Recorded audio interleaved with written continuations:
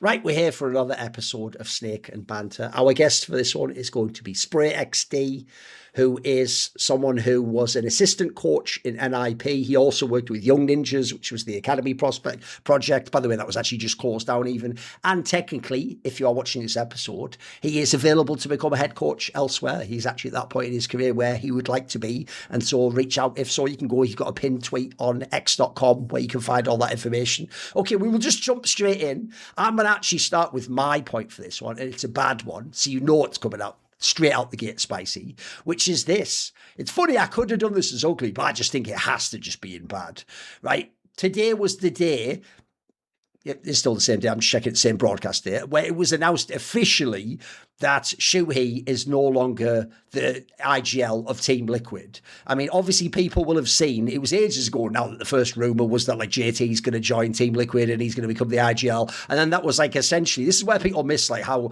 when the news cycle goes from rumour to like confirmed but not have announced to official. It's only now official though that actually siuhy has also mentioned she's not the IGL anymore. And also people have even started to do that thing, which is the other element of that process, which is people who are like, thanks for the time you're in the org, see ya, best of luck and all that.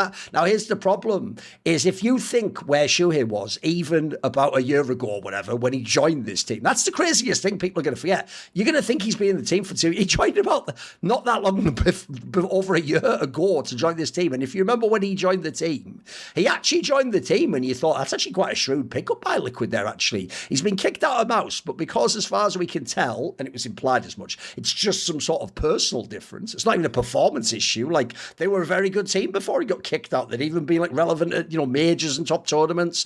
And a lot of people assumed he was one of the better IGLs. Like I will remind people that when him and kyxsan came up at the end of CSGO, he was considered sort of the more valuable prospect. And it was actually kyxsan that was more sort of, and it was siuhy and kyxsan. It wasn't the kyxsan and then, this is siuhy guy. So actually a lot of people I remember thought one day this is going to be a guy that'll be in G2 Esports, FaZe, massive orgs. So it looked like actually, if anything, Team Liquid, he was a bit down in the dumps back then. Remember, they'd had Twist's IGL in, before that they'd had Yekindar IGL in.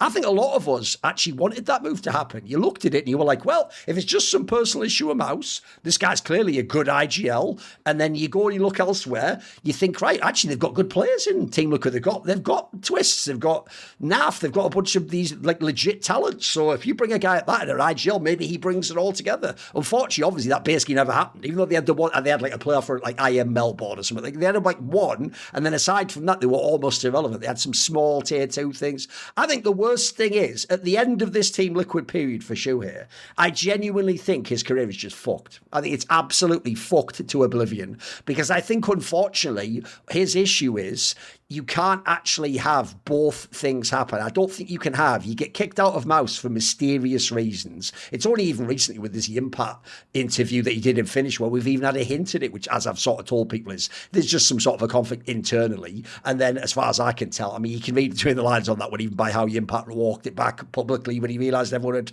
heard the translated version. You can sort of figure out, he just sort essentially it was one of those ones where it was a me or him scenario, the other person's more essential to the team. You can guess who it is, but I'm not going to say it. Just use your fucking brain and do process of elimination. Also, look at the team, mate. Like 3 of them look like they wouldn't say boo to a goose. You know which one he probably had the argument with, right? That shouldn't damn you to all hell. Maybe that person just has very strong opinions and wants to do things himself, let's say. But I think that mixed with, even though to me, I don't think Mouse got better without him, they did have an excellent year after he was gone, where they were in a million semis and they were into the odd final and they were relevant at the majors. I think to fans, that makes people just forget him. And a lot of people will just think like, oh, well, what was he doing in the team then if there was still a good team without him? And then he goes to Liquid, where on paper he had star players, like big, HLTV top 20 names, and they weren't just bad. They were irrelevant at the end. I mean, the gag is right at the end of his time with Liquid, they had to actually swap to him, down on his luck Malbs, not because Malbs is some superstar they wanted, just to get into the major. Otherwise they would have been completely fucked, and who knows where they would be in the VRS right now. They might have had to do the FaZe run back. So I have to say, based on that, and then also behind the scenes, some of the things I've heard and why people think he had to leave Mouse or whatever, I genuinely just think I don't think you'll even see him in rumours. I'm trying to think what level of team would even take a person like this. And I also think, lastly, as a final point to make, the reason I think his career is fucked is because I also think if people aren't going to give him credit for being a good IGL over the last few years, then he just becomes another like young IGL. And first of all, those aren't usually the best ones to take. And then also, there's like when you gamble in the lottery, you just get the one that doesn't have the baggage. You get the guy who's still on the way up, or he's not tainted by some, I won't say scandal, but let's just say like past situation that wasn't ideal. So Spray, what do you think about this? Do you concur? Is his career fucked? What do you think of the whole siuhy situation? Yeah, I mean, I think I wouldn't say fucked. I mean, he can still maybe salvage it, but he will have to have a very long road. I would say I kind of agree with you at this moment. Like he would probably have to start with like an apogee or something, like, you know, something very downwards and kind of like work his way up and prove himself. Because if you actually think about it, the most people talked about him was in Gamer Legion. And then when he went to MongolZ, they were like, oh, maybe he's the kyxsan replacement, MongolZ's Phase Academy, blah, blah, blah, blah, blah. But after he left MongolZ, or after he was kicked, right, everybody, or as you said, behind the scenes kind of know the direction it went in. I think MongolZ performing after him being kicked is a big problem for him. Because they haven't went down on performance. Maybe they got a bit better. But that means that he didn't really have a lot of like say, or actually didn't like do much for the team, right? And then he goes to Liquid. They give him a chance. They have Nerds. They have Ultimate, who back then at least was good rated, right? They have Twist. They have NAF. Like you said, probably one of the best in each spots, right? And he still can't do it. And I don't really know. Like he had different coaches working around him. It is a tough position to be in right now. So I would say yes in the moment, like this moment, yeah, for sure he's fucked. He needs to have a very long road and he needs to grind. And like you said, like people will prefer other IGLs over him. Maybe some even unproven ones, right? Because he has a lot of baggage, and once you start sniffing around, you start finding out. I just think that, especially with how Liquid ended, it's going to be really, really tough for him. Like they basically almost didn't make the major, even switching to NA. Yes. Like, wasn't it like that some team almost beat them to it? Wildcarders? I don't remember. I think someone had to have a different result and it still could have wrecked them, yeah. Yeah, exactly. And it's like, you're fucking Liquid, you know? Like, what are you doing? Like, how is it even possible with the amount of like money you're spending in and the players that you have? Like, it shouldn't be a thing. And obviously, a lot of it comes to him because he is that guy that Liquid tried to get, right? So yeah, I think he will have a very, very rough time right now. I think the best thing he can do is take a break right now and just figure out what he wants to do, because it's going to be a long road ahead of him, like getting sacked off 2 teams and not having the greatest results. Yeah, I'll approach this from a couple different standpoints. One is that if people weren't watching the Blast broadcast today, I actually used the post-game interview with Torzi to ask him directly about what kind of he thinks of siuhy, and obviously he played with him for a very long time. So I wanted to get some insight from him. What does he think that road to redemption is going to look like? He specifically mentioned, along with some positives, but kind of something that was a little sharper that I didn't expect him to actually say, was that siuhy's going to have to, he looked at kind of the players on Liquid and knowing how things went with him on MauisNake, and he kind of named like Nerds and some, he played with some good players on Liquid, but he didn't really get the most out of him. That siuhy would have to look at how to use his pieces better. And I think that from my understanding, I don't know all the details. I don't want to be an insider, because then I think it directly affects my analysis sometimes. Yeah. From my understanding, from the little bits of pieces that have come out publicly, it seems like siuhy sort of wanted to rule with more of an iron fist than I think MauisNake really liked. He wanted people to, if he calls to turn on a dime and execute this different mid round in the middle of it, instead of letting his players for the next 20 seconds feel out their situations, he would expect them to die by his word. And I think that was also probably something that didn't work for him on Liquid. It's kind of like what happened with cadiaN on Liquid, where when cadiaN tried to call and tell Twist and Yekindar, hey, do this really funny gamble thing that worked for me on Heroic, they were just not buying it. They just were not really into that kind of style because they're not Shush and Tessus. You know, they're guys that have been in the top 20 before. They want to play out the round in the fashion that they want to. And so the growth for me for siuhy will probably have to come with understanding how to utilize stars. But what could work for him is going down to a tier 2 team, maybe a lower tier 1.5 team, and then them actually buying in. Because I do think that siuhy has a great vision to how to play the game. We saw that with some of his wins. And you could make the case, Spray, and I think a lot of people would agree with you that MauiS by the eye test were a better team after they lost siuhy, but they didn't win championships at the same level after siuhy left. So EPL 18, EPL 19, dude, the run that siuhy put on to get MauiS their first significant trophy with him as the leader, to beat Furia, FaZe, G2, ENCE, and Na'Vi, all in consecutive series, that is a deathly bracket. Like, that is one of the most legit brackets you could have played at that point in time, and never since then has MauiS achieved anything like that, other than including maybe his EPL run the following season. But I would even say that bracket was probably easier. So I think that there are qualities that siuhy possesses as a leader which would make a team better, but it has to be the right match. And if it's not the right match, and he's working with, you know, certain IGLs, they don't work as well with stars, or they don't work well with players that don't buy in on every single call that they make. And I think that's where there was a breaking point with him and MauiS, because the players on MauiS have now earned, they've earned enough in the game to call their own shots a little bit more than I assume siuhy actually let them. And I would say the same thing went on for Liquid. But if siuhy joins like the 20th best team in the world, they should just follow him. That's my take. I think that he probably will net better results for them than what he showed with Liquid, and I think that he also probably needs to be humbled a little bit too. I think that goes without saying, because you can't have a benching and to not work at all with Liquid with those kinds of pieces, and then say, yes, I still have this ultimate vision for the game that must be adhered to. So I'm very curious about what comes next for him, but I think it's a great bad point, because I do still see him as one of the most promising in-game leaders in the space, despite what the last 2-ish years have looked like.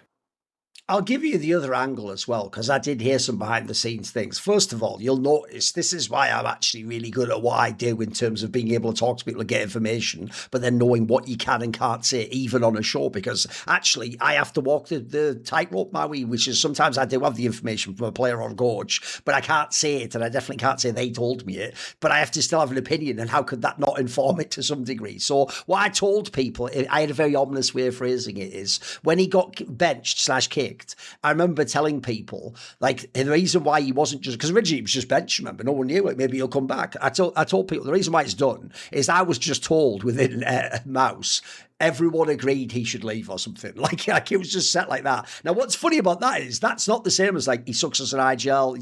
That actually implies there's something about who you are and how you work that people just don't want. People don't want to put up with your bullshit. Whatever your particular flavour of whatever your issue is, they didn't want it. They were willing to go with, first of all, Brawlan become IGL, and now Exertion become IGL. Even it wasn't just that. There's another thing. It's not that they saw Brawlan and went, "You're the next great IGL." If anything, they went, "You can just do it for now. We'll figure it out later." And it just so happened they had a great season. And then I'll also put this out there, which is people do always forget when they compare the two teams. And if I was siuhy, look, you're not in any position to do this, but I'd be going, can everyone please consider this fact? It's like when I left the team, they had Spinks, a literal HLTV top 20 player, join the team, and then they were slightly better and they won more games. Yeah, they fucking should.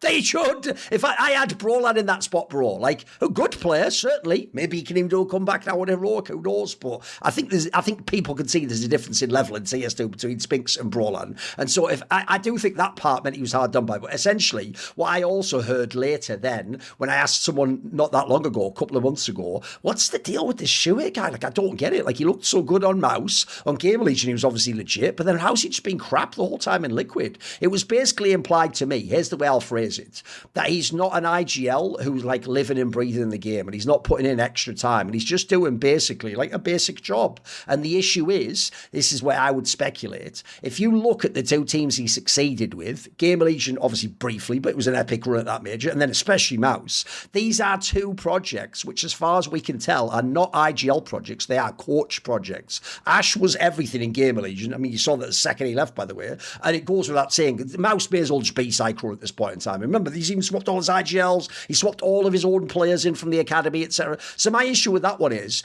I want to look at Mouse in their best year, that 2024, and say this should be like if I'm siuhy and I'm shopping myself around, I'm like, look at these results, look what I did with this team though. But then people can look at that and go, isn't that also Cyclone's team though? And that those also, in fact, aren't even you one of his players? Didn't he put that puzzle together? And in this case, he took a big piece out of the puzzle, put a different one in, and kept getting results. So I agree with you guys, by the way. I actually think the most healthy thing he could do would be take a short break now, so you just, take your mind off the game, reset, etc. And I actually think, I agree with you, Spray. I actually think it's the only level he can go to. But if I were him, I would not just sit on the shelf like some Dexter shit and go, if I wait, maybe people will forget Liquid and remember Mouse and I'll get to join GT. You won't. I'll tell you right now, that offer will never come. What I actually think you must do if you want to still be an IGL in your career is you have to actually for real go to Apogee or essentially some tier 2 team, but go to one that goes to, the smaller lands or the small PGLs or something like that. Go to one of those teams. And here's the key thing. If you then actually start to prove yourself with results, it'll be like the Game Legion run again. And what will happen is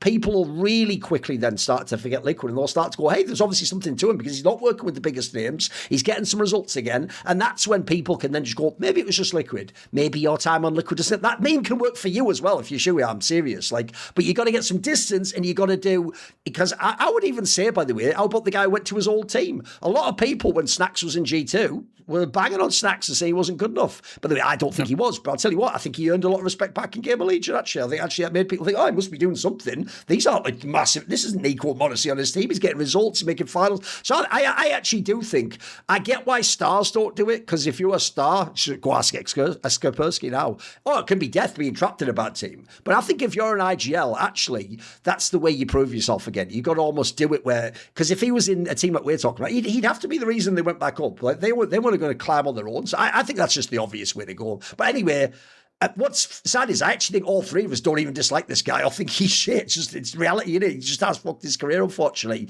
And if you do that, you got to do the process in reverse. You got to dig yourself out of the grave in this scenario. Okay, so Spray, what is your bad point? What don't you like at the moment? I mean, my bad point. Let's keep it on the same-ish topic, right? I would say OG and cadiaN, just in general, right? I think that honestly, at that point is what are you even doing, right? There needs to be some changes, obviously, in the team, right? cadiaN, again, not really showing his greatest Counter-Strike, both as a captain and as a player, right? I think that every time that I tuned in to watch some of the OG games, it's always kind of one-dimensional. That's the way I would put it. No real depth in the game. He's trying to do what he did with the heroic, but obviously the players there are not heroic players. And also, to me, it's the staff, everything, everything is kind of stagnant for the past 3 years or so. And I think that OG is just kind of blind to it at this point. It just seems like a money farm for players that don't do anything, right? Right now they're 60th, I believe, on VRS, right? And again, we don't hear any leaks. We don't hear kind of anything more than transfers that people buy players out from them, or the most exciting thing was kyxsan going to heroic now, their assistant coach. And it's that's honestly everything that OG has to tweet about. They're not winning anything. They're not even attending a lot of events. And at that point, why are they even there? There's so many orgs pulling out of CS, and so many great players and staff members are currently looking for teams. Why not pick any of those up that actually, can do something? I was somewhat excited for cadiaN getting another opportunity on a team like OG, because I think OG was actually lightly improving. They were actually lightly improving when they had kyxsan. There was a bit more of an identity there. It was kind of it was sort of that underdog tier 2 team that people were beginning to root for a little bit. But with kyxsan obviously going to a better roster, can't really blame him or OG for what happened there. To bring in cadiaN was, I mean, it inspired me for probably a week, and then the results started piling in, and then there was really nothing to be happy about regarding this. So it's clearly not working out. I think that it's a solid bad topic. I'm about to watch the bounty game between OG and Spirit for work, and funnily, Natty asked like, what's the most likely 13-0 game that we're gonna for get? sure. And I Yeah, I said sure that. it's that one. It's Spirit OG. Like there's even Liquid's gonna get a few rounds versus Vitality, even 100 Thieves. I just imagine someone is gonna pull something off in one of those. But yeah, OG versus Spirit, I just don't see the win conditions at all. Yeah, I agree with that. Like, I think at this point, it's like I said, like, what are you doing? Like, at this point, you need to rethink the whole project from staff, management to players, right? Right, my biggest problem with this one, I'll do it again, say the line, but I never got around to doing the bloody video where I just revealed all the shit that happened with cadiaN and Twists in fucking Team Liquid and Zeus and Ykinda. By the way, the reason why here's what's even worse. If it actually had become completely irrelevant and no one cared anymore, I also then could just do it whenever I want. But what's weird is it'll have equal value now if I do it in 6 months or if I do it tomorrow. But I will at some point do it. I've got too much information. But basically, the short version is this, right? The biggest problem he had when he was in Liquid was, as far as I can tell, he tried to do whatever worked in Heroic, and that just did not work with that set of players. So, for example, in Heroic, if you don't like cadiaN, all the fucking ammunition you could ever need is about to come out, and except I'll have to do it in a whole video. The short version is, put it this way. Right, I'm a really good read of character, I would say, because I've just been around the scene so long and I've done a billion interviews. So essentially, you just learn like what little clues to look for, how people frame things. You know, it gives you you can sort of intuit what their psychology might be behind why they'd say something like that or what they really mean. You can read between the lines. All I'll tell you is this: is cadiaN to me came off as a little bit self-obsessed with how he would present himself in Heroic. Like, it wasn't just that he was a wonderful person and a passionate guy and a hero to people. Like, it actually came off like that he wanted you to think all those things at all times. And that I always made the joke, cadiaN played being IGL of Heroic like he's actually not cadiaN. He's Matt Damon in a movie called cadiaN playing himself in the biopic where you're like making the stories cooler and the scenes more emotional and you're almost saying lines for effect. And if you ever saw those like huddle, it's almost like every huddle was like we're going to go out there and we're going to win the major, boys, and we're going to fight them. But every fucking game, it was like that. And then every time they won a game, he would like celebrate or talk some trash. And I always used to think, like, some of this, obviously, because you're on camera, is performative. And sometimes you do a bit, for your team to rile them up a bit. But a lot of it almost seemed like you're doing this for yourself, though, bro. And all I'll say is this. Some of that, as far as I can tell, is true, which does rub people the wrong way. Like, I think actually you can see that is briefly one of the reasons why Heroic broke up. Some of them was kind of sick of his bullshit. Now, admittedly, they had baggage and bullshit of their own. That's why they let him back into Charlotte. So later on, some of them even almost walked out back and were like, actually, I'm fine being with him now, etc. But I can tell you, the other angle of this was, that is also why I think he failed as an IGL. Because basically, based on what I was told, he literally would do, like, the angle, put it this way, even karigan doesn't do this, even though we all present like he does. We all pretend like karigan doesn't actually have a playbook. And he just sits there and goes, rush B now. And he's just read that, right? That's actually what cadiaN was doing for real. Like, I heard basically there was no playbook in Team Liquid.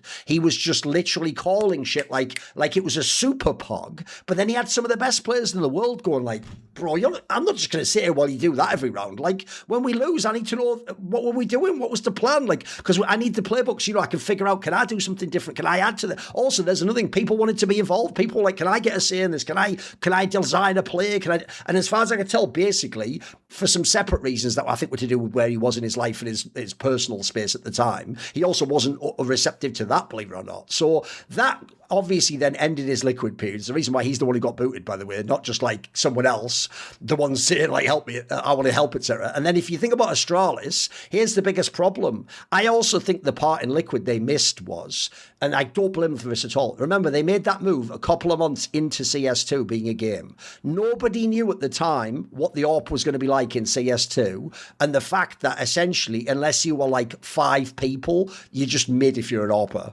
if you remember the end of CSGO, and especially the way the stats used to work on HLTV rating, if you were just a top 10 AWPer, as in the 10th, you could still put up star numbers. You would put up a 1.10 rating every single tournament, and cadiaN was one of those players. It's why him and Jim, we always used to say, it's fine for them to AWP and IGL because they do just enough fragging, and then also, both of them, by the way, pretty good clutch players too. If you look in Liquid, he also fell off in that sense. He wasn't as good an AWPer. As a result of not being as good an AWPer, he didn't win as many clutches. He wasn't in as many clutches. And then when he went to OG, Astralis, he had to just give up the AWP entirely. He had to just go and be a rifler. And unlike Fallen, he didn't make that transition. He just became a bad player now, doesn't have any impact on the game. And then people also didn't like his calling style. Like you saw in that team, it didn't have any effect, really. Hooks, he was way better than him. Device, you could argue, was better than him before. Now he's gone to OG. OG looks like the last chance saloon. Like, if this doesn't work out, I don't know where he goes. I even get the vibe, by the way. One of the reasons OG signed him is, you hinted at it earlier, where you were like, the only reason to sort of be in this team is actually money.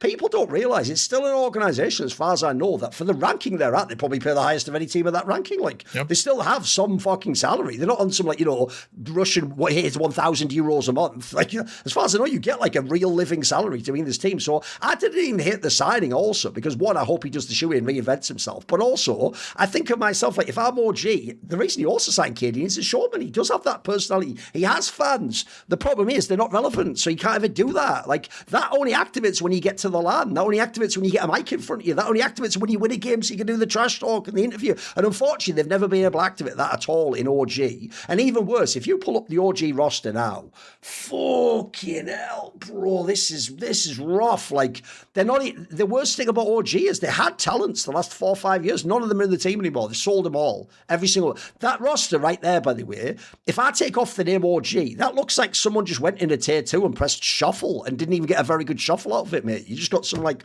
okay players who were like the third best player in a different team they were in before. If anything, the actual player overqualified is Body. Like, remember, Body just left 3D Max as far as we know because there's some sort of dispute about how the IGLing worked in the team and that he didn't want to be like, take a step back when they brought Masutra. As far as I know, you're lucky you even have Body there, mate. Like, that as I say, I think he's overqualified there. So the saddest thing of all is this. The reason why I think it's a good bad point is, I'll actually say this. This is what happens, siuhy, if you don't actually fix this shit, mate. And if you let, crucially, this is why I made the comparison, if you let baggage behind the scene that enough people hear this, because if I've heard those stories, some people must have heard them spray, but at least some elements of those must have gotten out to the players and the coaches. If enough people hear those stories and then on the server you're not getting results, you end up in a team like this, and this is the end, mate. This is where, like, in a year from now, you either retire if you're him, it's also very old, or you're just irrelevant. You'll just be like, you'll be like 90th in the VRS. So at that point in time, like, you may as well not exist. Like, even if you are still technically playing CS, you won't matter anymore, unfortunately. And I do think that's a bummer, because you know what? I don't know if as a player he can be good anymore, but I do think if he can reach the threshold as an IGL, I want him back on the broadcast. I want him to be in front of a microphone. He was good at that. Listen, you might think he was a little bit fake like me, but I'll tell you what, he was fucking good at doing it. He was a good actor. That's a joke. I don't know how good he was as an actual leader. He was a good fucking actor at speeches and stuff, though. That was fun. Yeah, I mean, I always enjoyed seeing him, right? Like, I even remember, obviously, Nurse is my friend, and I remember him, like, with the sit down. Yeah. It was like EPL, I think it was, where they were sitting in front of each other. I don't remember. Or no, Katowice. I don't remember. One of those events. I think it was fun. Like, he is a showman, right? But at the end of the day, like you said, it's like basically the same as siuhy, right? But I mean, at that point, like, either he has to kind of like step down or step up, right? And kind of tell OG whatever he needs to perform. Yeah, or that's a good angle. Or he's done. I think honestly at this point, like, he might be done. Yes. But it's also like the entire of OG as an organization, like you said, you're paying quite big amount of money, right? Like, you're sending the team to like VRS lands, which obviously costs money, right? Like, you have assistant coach, you have a coach, you have manager, you have whatever it is. I mean, some transferred, but I'm sure they'll get new ones. What are you doing? Like, if you have all those resources, surely you can do better. Yes. Because if people don't know, they did go to a bunch of lands last year. They just didn't get any results at all there. Now, here's the thing. Yeah, they just bottomed out. In this case, obviously, cadiaN isn't necessarily working with very much. What if the viewers at home were in a similar situation? Well, I would say that cadiaN, sometimes like me, he's just running on empty, okay? Sometimes you gotta perform in front of tens, if not hundreds of thousands of people, whether that's in an arena, online, for a game for OG, doesn't matter. And what better way to fuel up than with Huel, which I actually did this very morning. That is Huel, Huel. And they are right now on their Black Edition. So they got powder, they got ready to drink beverages, which the powder has 40 grams of protein. It mixes well with whatever you want to do, water or milk.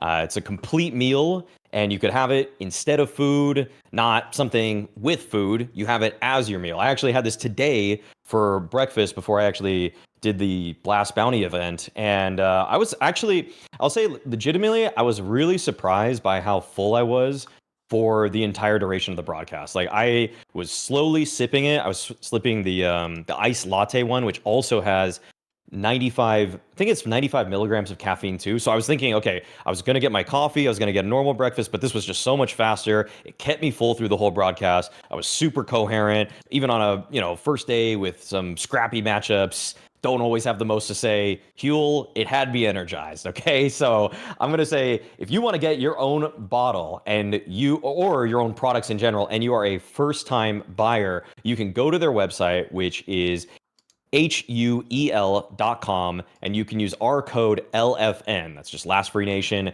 You can use it as the URL itself, huel.com/LFN. And yeah, you'll get 15% off. You could try out their Black Edition products like I did earlier today, as they are a sponsor of our show. So thank you to Huel for partnering and supporting Snake and Banter. Okay. Now it is actually your point. What is your bad point, Maui? Mine is one of the bigger topics outside of the game, which has transpired given the way that Valve swapped up sticker economics and how it just simply has not panned out. And I think this is actually pretty disastrous for Counter-Strike as a whole. The fact that, given the early numbers which have come out as reported by Luis Mira, the Cologne Major is paying, roughly speaking, 5x worse than the most recent major prior to it, which also is mandated by Valve that it has to be a 50-50 split between players and the organization, which is kind of weird. Maybe that's an aside point, but first and foremost, I think that this is just incredibly bad for the vitality of the tier 2 scene, because so many teams would invest a lot of resources, get their teams up to speed to be basically within the major qualification range, and they would hope from there that their efforts are worth it. They would start getting invited to more tournaments, and it's kind of a make or break ticket. And compare that to the Paris Major, which is an exorbitant amount and an outlier, which averaged $4.5 million per team, according to HLTV. Like, nowadays, getting $120,000 for a major qualification versus $4.5 million absolutely blows up the economics of what it means to run a team and the value you get, or the perceived return you could even find when you run a CS organization. That is totally unacceptable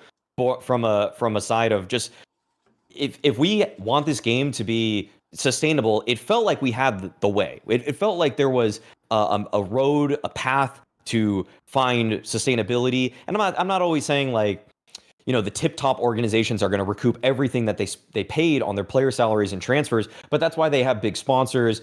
But it did help.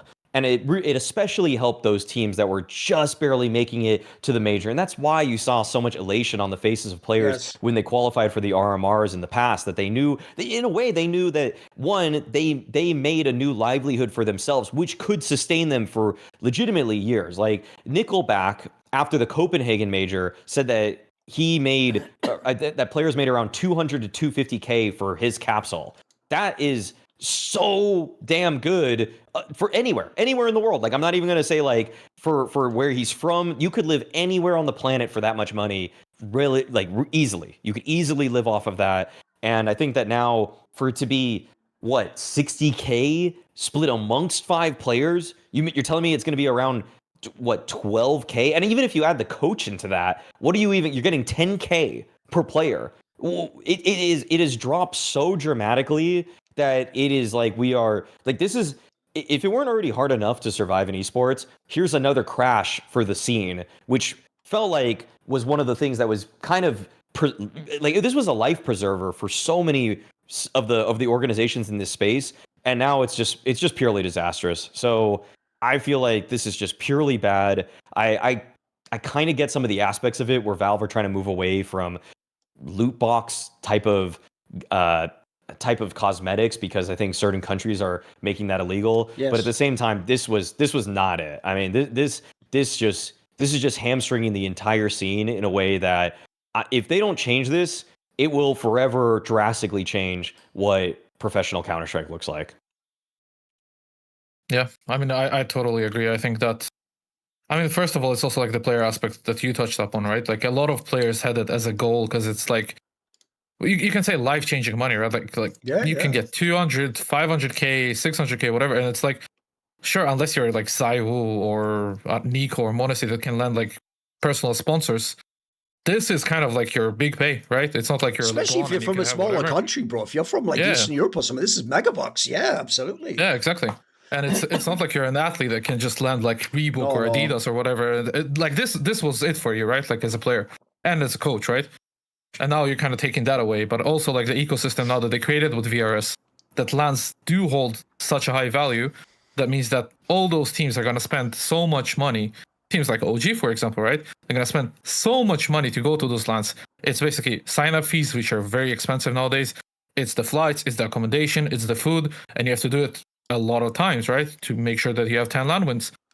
And then you're going to lose a lot of money. You're going to make the major and then not even break even, basically, right? Yes. So how is that sustainable long-term for CS? I don't see it. Like, you're not going to land, again, the huge sponsors unless you're Vitality, MongolZ, or whatever. So honestly, I do hope they do something, because at that point, it's like, look at football. You have FIFA playing clubs and stuff. Maybe something like that. Maybe that could be a thing. But the current state, like with the current major, the recent major, the Cologne one, it's not really sustainable. Even like the Star Ladder one, like that we were in, I can say that it wasn't the greatest. It was something, but it wasn't the greatest, right? Yes. And it only went downhill, which it's something that Valve needs to start working on fast if they don't want to lose more orgs, more support, viewership as well, right? I mean, the major is highly anticipated everywhere, so they really need to step up so teams can actually be sustainable long term. This is an example for me. By the way, I totally agree. It's just an overwhelmingly bad situation for everyone involved. Here's one of the areas where I really worry about Valve, and not only their ability to fix something, but to even actually conceive of what the problem is. Because I'll give you a quick example of some of the issues that are at play here that actually aren't even about anything specific about what you don't like about the current new sticker system. So I'll give you one, for example, which is the reason why even the majors last year, before this new system came in, were going to pay way worse, is because we now have VRS. And one of the things I always say is good about VRS is it does a pretty good job of sorting the teams, because it's a real world ranking that in general none of us think is heinously different. Well, think about that, right? The RMRs weren't that. The RMRs were a one-off qualifier where this happened many times. Like Vitality, if people don't know, with siuhy, have almost never been outside the top 5 of like real top 5 teams. They've had a bunch of majors they started in the first stage because they fucked up the RMR, and you lost one game or sometimes 2 games, whatever, and you got through, but you got through like not first. And the old system meant that meant you started the first stage, whereas like some fluke team might actually, I think Into the Breach or something, actually did just start in the second set. There's some team like that just got to start like a stage ahead. Well, if you don't know how the old sticker system used to work, that actually meant you were a different capsule. So what would happen then would be, if you were Into the Breach, good example by the way, because they got loads of money, and then allegedly that CEO guy just literally just fucking spent it all, partied with it. It's probably the maddest example ever of why maybe you don't give small orgs money. But essentially, he didn't get that money because everyone loved Into the Breach. Like, remember, you bought the stickers before this. The reason he got a load of money is he got, if I'm assuming I'm right, they were the ones that were already waiting that one.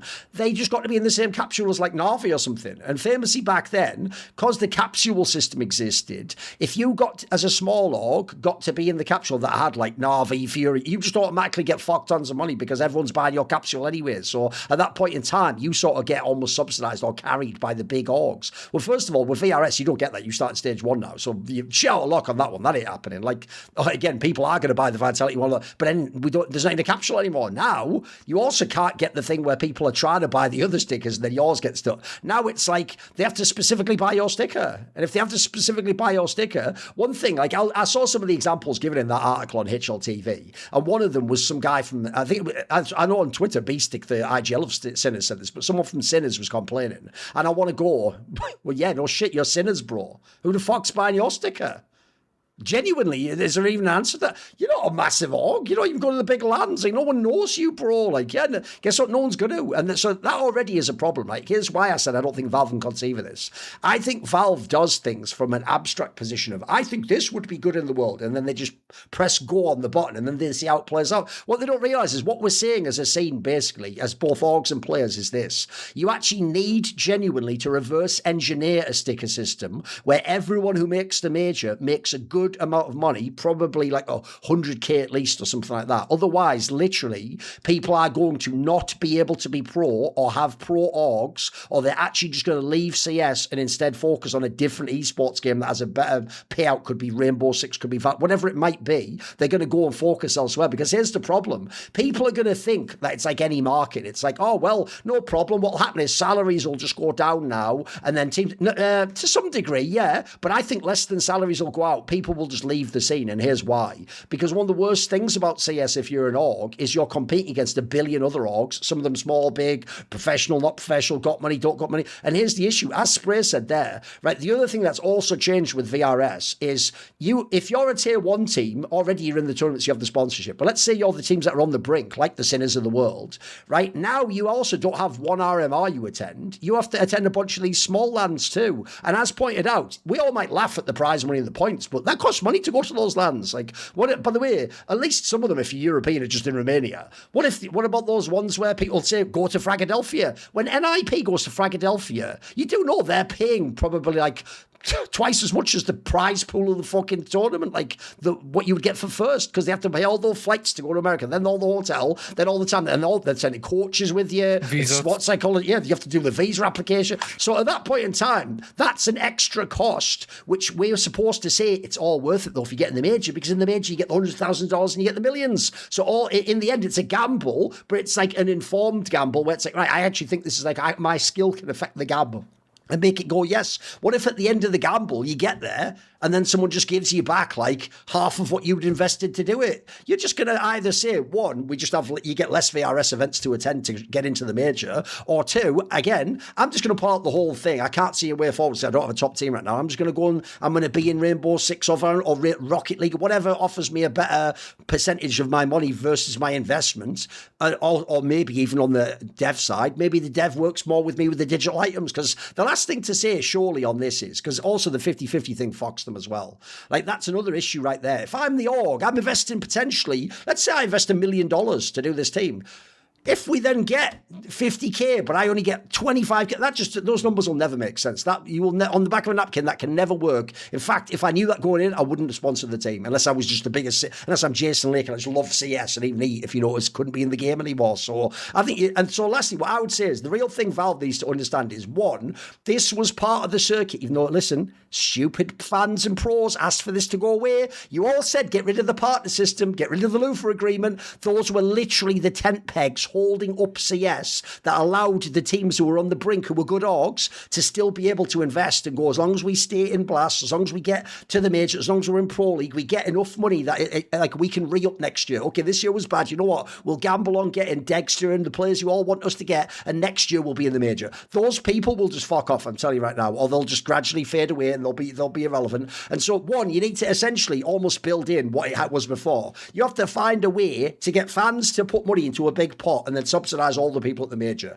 It's not what I, as an idealist, would want, but it's the harsh practical reality of the scene right now. And then the other thing is, it's what teams rather have been asking every game dev and every single esports title. Please allow us the ability to sell digital items more, because that's the other thing about the sticker system, isn't it? Like, team stickers, I always tell people this, I actually don't know why people buy them. Because if I just want like a Na'Vi sticker to put on an AK, bro, go look up, because Na'Vi was at every major, I purposely picked this one. Go look up all the Na'Vi stickers from all the majors. It's like when football teams change to the new season's uniform. You know when you're a boy, Spray, and you go, Mom, can I get the new jersey? What does she say? She doesn't go, yeah. She goes, looks almost the same as the one you already have. Yeah. And you go, no, but it is, look, there's a little black bar there. It is different. And then she goes, we'll see, you know. That's what those stickers look like in here. They're all like, it's the same logo, but, this one's got a white outline. design, or this one's got like, you're lucky if they have something to do with the event, like, you know, a Dom Cathedral for Cologne. Maybe it has a tiny thing, but unfortunately, if I already have loads of Navi stickers and I'm a Navi fan, I bought the last 18 majors, am I going to buy the next one? Who knows? Maybe not. So I also think as well, this is my suggestion, allow the teams to be involved with that stuff more directly. Like, I would have something like a splash page for all the teams that make the major, and when you click on Navi's page, for example, they can do something more than just their logo. They can do like a logo that, I don't know, moves or something cool, or they can do a thing that has a special commemorative thing on the side, or how about on the splash page you even have all like little clips of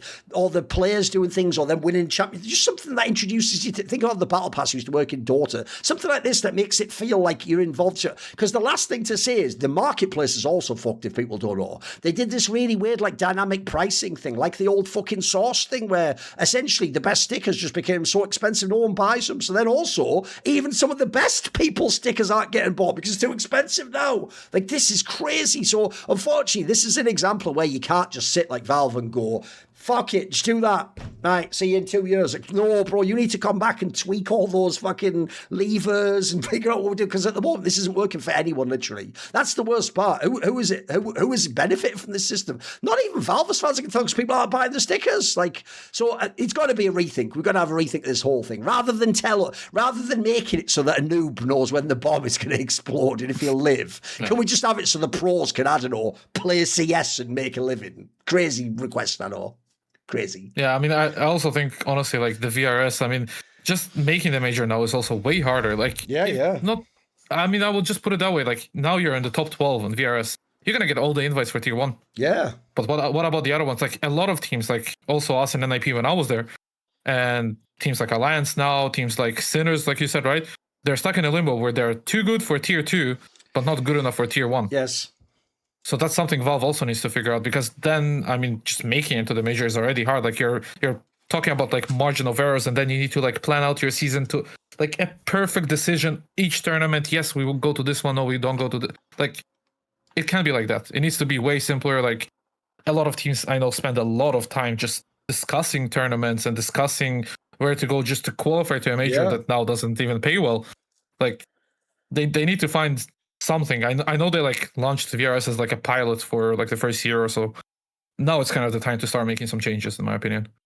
Now we will move, in theory, from the complaining to the good, because it's the good section. So here's what's funny, right? I'll tell you preemptively, Spray.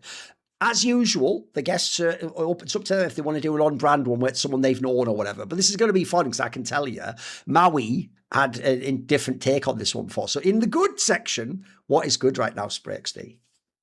Yeah, I mean, I want to say it, and I know it's kind of like a controversial good take. It's the whole G2 situation with like getting Wrinkle and getting rid of your former player, obviously. Exactly, yeah. I mean, for me, it's actually a change that makes sense. I mean, for me, I know G2 pretty well, like the players and the staff and everyone, and also Wrinkle. And I think to me, it just makes a lot of sense. I also knew SunPayus. I think that G2 had a problem where they did have a bit of too many voices within the team. If you look at it like that, right? You have Hunter, obviously, who's an IGL. You have Heavy God, who talks quite a bit. Also, wasn't he the IGL in like OG? So I think he was IGL at one point in time. In the team, he wasn't an IGL, no. But okay. he is like he is basically like a second voice. Team before OG or team before. Was it Cloud9 or so? I can't remember which. No, he was IGL before Endpoint. I think Iron Branch, maybe. Roster. Oh, okay, yeah, fair Iron Branch. Enough. Okay. Yeah, Iron Branch. Yeah, one of those maybe, because Endpoint it was Mighty Max. Right. Yeah. But I think like he obviously, I know him, so he talks a lot, right? Even as an anchor, he has a lot of ideas. And then Nerds, obviously, like you could see, he is a very vocal person, right? And then you have SunPayus, who's also very vocal. And then it leaves you with Mattis, who's not vocal. I mean, SunPayus even IGL'd in that Brazil event, right? Yeah, Rio. Yeah. So, yeah, I mean, he is a vocal guy. And it comes to a point where you have too many voices. And me as a coach, I can attest to it. Like, it kind of messes with you, even as a coach, not just a team. Because you're just listening into the round, and this guy's saying this, and this guy's saying, like, it's like, what is happening? It's like a salad, right? At some point. And I think that Wrinkle, yes, he struggled in NIP towards the end, especially, right? He had a very big slump. But I know, Thorin, you also like him, like, generally. You had some good points about him. But I think that Let me ask you this. Is there something that people from the outside don't see? Because I think, sadly, people do think of some of the bad games. Or, like, for example, even though I always pick up, like, he seems like he has a good crazy, like, he thinks he's fucking sick and he goes for every crazy. I like that. Those are things I enjoy. But I think some people think he just whiffs all the shots. So how do you sell him? I mean, to me, I think, first of all, he's a fantastic teammate. He's very coachable. I would say that as well. Like, he is a person where you can come to him with anything and he would listen. And I know that Saul is obviously a great coach, and you have experienced players like even Nerds, right? For example, they can obviously help him. And I think just him being coachable, it means that, you know, he's open for help, and now he has a lot of experienced people around him, which is something he didn't have in NIP, right? He did have some, but not a lot. Now basically everyone around him. I think that's number one. And I think number two, I mean, his skill is still there, right? I think his confidence took a hit in NIP as well. Like, there was a lot of criticism from the outside, from the inside as well, on like him being a better performer in some games, costing games, right? Like in the major, for example, like some throws, like, you know, definitely over peaks and stuff like that. But still, like, if you look at him as an overall player, like what output he can give if he is confident, and if G2 can get him to that state, he's going to give way more output than SunPayus did, both as an opper, but more importantly as a rifler. Especially in CS2, when you have MR12, right? You have a lot of rounds where the opper is going to rifle. And people don't really think about that. And SunPayus could only do some impact with the op. With the rifle, he was basically non-existent most of the time. So G2 is gaining another rifler in a sense, right? When you don't have an op. I think his aggressiveness also will help them, for sure. I think there's some players there that will thrive around him being able to make some openers, which he still goes for, right? Even if he dies, like trades, stuff like that. So generally, I do think it's a very good addition. Also, he doesn't take a lot of resources. Even in NIP, like, he would just say, I want to pick this. I want to do this. I like this pick. I don't like this pick.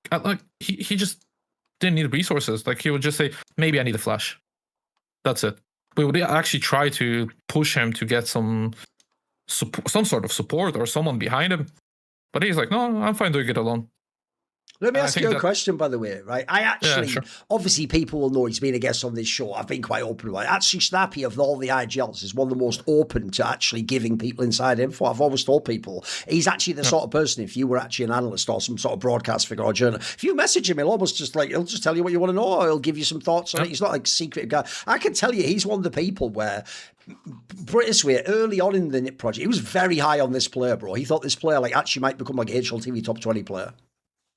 Yeah, I mean, I agree. I totally agree. I mean, I think he can still do it.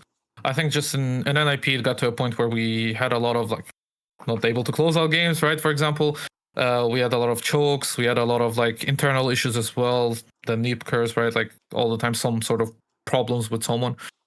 He couldn't go to some Philadelphia's or lands in the US. Sure. It was, a lot of things that happened. Also, like, IRL things, non-IRL things. Like, so many things happened for him to be in a slump, in my opinion. And that's all I would put. I would put it as a slump, because at the start of NIP, he actually played really good. I think it was only maybe like 6 months or 5 months that he didn't play that good. But also, he still had some pop-off games. Definitely. So generally, I think that if G2 can give him a new home, obviously, which they did, and some confidence around him, I think he can get back to the form that he showed everyone that he can.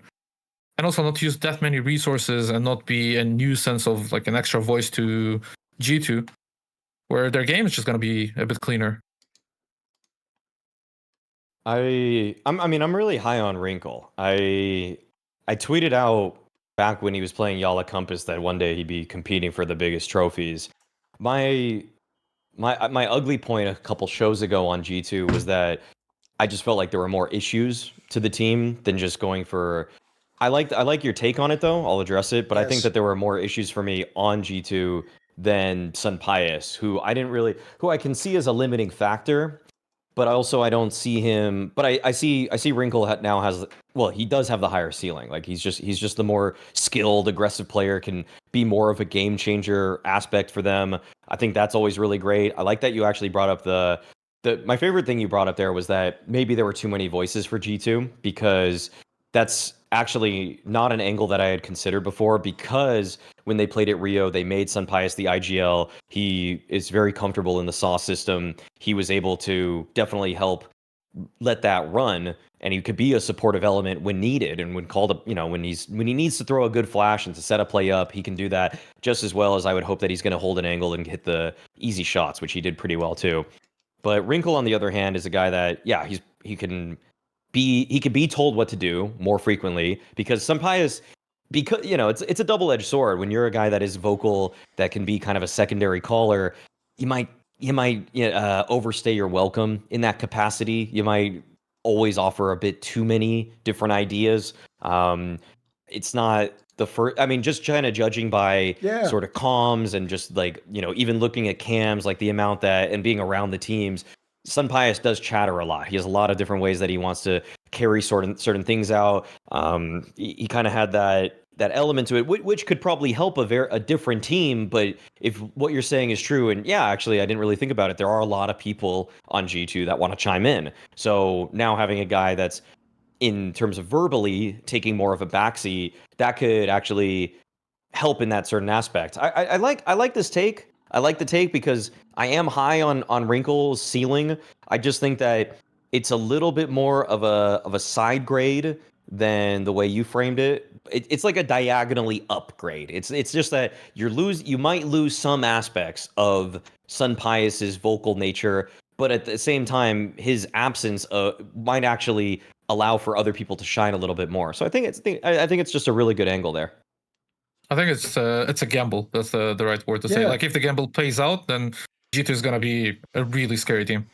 Yeah, here's the reason also why I don't hate this. I even just from an outside, without having any inside info, I even told people, the reason I like the gamble is they were clearly stuck in a rut. Like, the problem G2 had always, for my opinion, is the ceiling wasn't very high. It looked like they could only ever have gone a bit higher than they do currently. The floor's not bad. They also never dropped super far out, but they look like they were stuck in that nightmare position where you're just going to be like 6th to 9th in the HLTV, but you're not going to win any tournaments. You're going to be in any finals. Like, actually, what happened at the major, like, they almost what? Yeah, there's a million stories of that, bro. They're always almost winning. The problem is you get, like, as NIP knows, you got to get over the fucking line eventually. Also, I think what's interesting about the way you framed it actually is obviously you took it more from like how will he fit into the team, not just who is he as a player. So if we run down them all, first of all, that is a big deal. People know the classic like fucking piece of old wisdom. It's like too many cooks in the kitchen. The issue is it sounds perfect to have loads of people that want to be IGLs and have ideas. That's a nightmare, mate. You actually, in an ideal world, you probably want a really strong leader who has a set idea,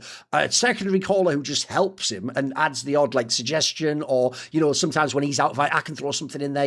Beyond that, you don't want a lot of people going, yeah, and me too. I think I've told this story before. When actually LXEB was an OG and I got to do both some Blast Premier and at Flashpoint, I could listen to their comms while they played, and it was fucking ridiculous because you can tell whoever the coach, I think it might even have been Rugger back then, you can tell they'd come from a world where it was like, hey guys, just communicate all the time if you can. And mate, the beginning of the round for real would be LXEB like, this time I think we go short. And then like Valde would be like, well, actually at long I was seeing this. And then Issa would be like, and then I run short. And then it's like everyone was just talking. And there would literally be moments in almost every big match where LXEB would go, right, shut up a second so I can call. It's like, bro, what? You can't have a structure like that. The structure can't be like, shut up, let the IGL speak. Like, so in this scenario, yes, sometimes you can do, it's called addition by subtraction. Just having a player that doesn't do that and just wants to just fucking do his thing and you call the structure, that's a positive actually if you're trying to establish a structure within the team. And I'll just put it this way, you guys were more polite than me, where you were like, oh, you're maybe SunPayus. I've heard he's a pretty stubborn person. He's a pretty forthright individual who has his own strong opinions about the game. And I would guess that there was probably mild clashes or moments where they disagreed. And by the way, people like, this is another area I'll do like a cultural stereotype. Spanish people, mate, it's funny that with the Portuguese in SAW, because they're all victims of simple, suddenly they're the most meek, mild-mannered people ever, right? Spanish people remind me quite similarly because where they're from is Portugal. These people are spicy as fuck when they're arguing, mate. Like, they love to loud voices and shouting and get really passionate about it all. So I don't know that would vibe with all the people in that team. I wonder about the personalities that they had there, because if you're losing loads of close games, you're going to have a lot of VOD reviews. We have a lot of arguments, a lot of what should we have done, and I said to do this. And so I think in that scenario, yeah, you eliminate some voices. You bring someone in where it's like, I'm not coming in and do any of that, mate. I'm just going. It's why I'll give you an example. It's why I also think the impact Aurora move's a great one. That's not a guy coming in to tell everyone what to do. He's going to shut the fuck up and just do what kyxsan says. Like, he's not there to have an argument with someone. So then also, as you said, it's actually a big big deal because people look at the style of Wrinkle, they would assume he's an egotist. He wants to be simple, obviously. He'll tell you that himself. But if you say he's very coachable, that's a massive deal because my secret angle, I told people of why I understand why this move was done, as well as it to be a crazy gamble to stimulate the team and hope he's better than he was in Nip.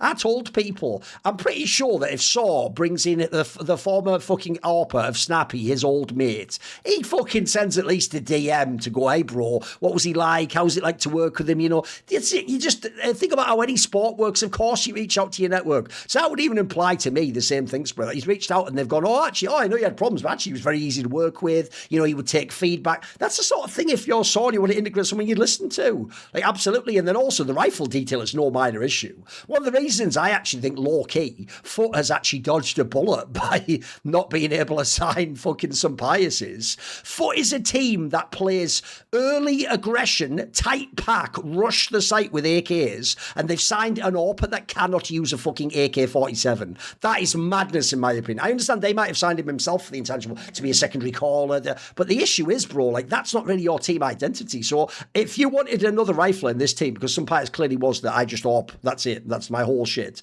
His problem was he wasn't a good enough ARPA to get the ARP all the time. It's also why if you're saying he used low resources, Wrinkle, that's another positive right there. We're not here to we're not fucking playing with Zemo or something. We're not setting him up and throwing him ARPs all the time. You've got to make do with what you get as you can. And if you don't have it, it's a massive selling point in CS2. If you don't have the ARP, you can use a rifle. That is massive. I can tell you, actually, speaking of Foot, Cemetery himself, there's a player right there who can use a fucking rifle. I don't even think he's good with an ARP personally, but tell you what, you put on an AK, you wonder why you just do this all the time, you idiot. But whatever, that's by the by. So I think that one's good too. Yeah, and then lastly, this is why none of us have trashed this guy, even though he's been fairly underwhelming as a pro. Just look at the eye test, mate. The raw skill of the shots he can hit and the shots he goes for. I want this guy to succeed. He'll be a really exciting player. That would be fucking dope to watch in Tier 1. And as you say, people think because unfortunately he fucked up that Budapest Major, that he just failed the whole time. And go and have a look. He has lands and tournaments where he's doing like 0.8 KPR, guys. Like, he's just actually hard carrying and shitting on people. So it's one that, and also he's only 21 years old. This is an example of a player you take another gamble on. Also, random detail, Maui won't get this one. He also bizarrely just looks like Cole Palmer, the star player of Chelsea in the Premier League. Don't ask me why he does, but he literally does. Just putting that out there, Wrinkle. Maybe do this or something when you win a clutch. Depends with what hair. True. It's when he has that short one. Yeah. Yeah. I don't know if he doesn't dye his hair. True. I mean, the purple one does him dirty. Definitely. Yeah, but I mean, I totally agree. I think like some shots even that he was taking, like when I was spectating him, I was like, Artem, what is this? You know, like it was so nasty. I was like, holy shit, this is actually crazy. And it's like I only saw it probably on Kaspersky when I first got him to Young Ninjas.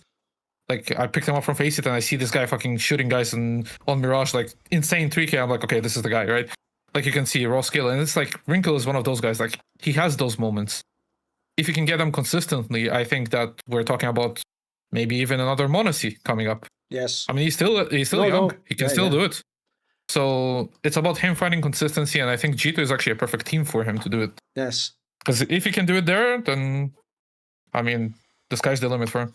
Because one thing I hate about HLTV rating as a stat is people don't realise all 1.03 rating players aren't the same. There are some where, like, they're actually really consistent players who are just a 1.03 player. This is a guy where if he actually was hit, like, his heights, he's way more skilled than most of those players that are in his rating group, bro. Like, the heights he hits are crazy. His problem, obviously, yes, is he's a very inconsistent performer. And at the moment, no one's figured out his head and how to get him on the game and how to get him into a match or when he's going to blow up for that matter. So at the moment, it's a gamble, but I like the gamble. It's a good example of a high variance gamble, I would say.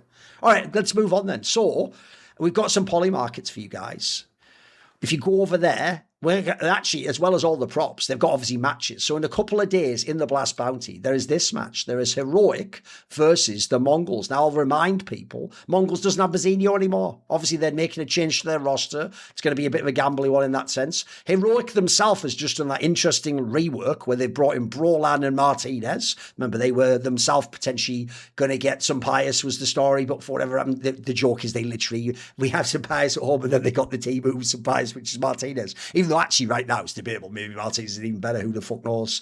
So I just want to know, on this one, at the moment, Heroic's a big favourite. They're up to 63%, even though they did recently just lose. MongolZ, because everyone's kind of out on them and they're losing the big names, they're down to 38% at the time of recording. Right, two questions. One, who wins this game? And two, which of those two is the best value, do you think? Like, it's obviously in this case you can take the underdog. It's just like, is MongolZ still going to be relevant? Spray, is Heroic going to win this game? What do you think? I mean, first of all, I want to say that I rate the Heroic's lineup changes like a lot.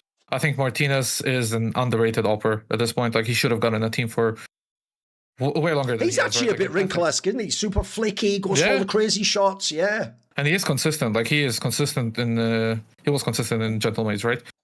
But I think honestly, like, looking at MongolZ, like previous, roster changes and all that, like, they always kind of like hit the spot with someone, at least for the start, right? Like, they had Cobrazera, that he was decent at the start. Like, all the changes that they made, at least at the beginning, they were good.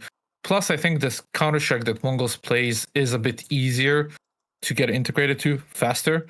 Where Heroic, yes, they won Stake, but I think that there's still a lot of things to work on, right? Like, I mean, it's 2 completely new players, completely new coach, assistant coach.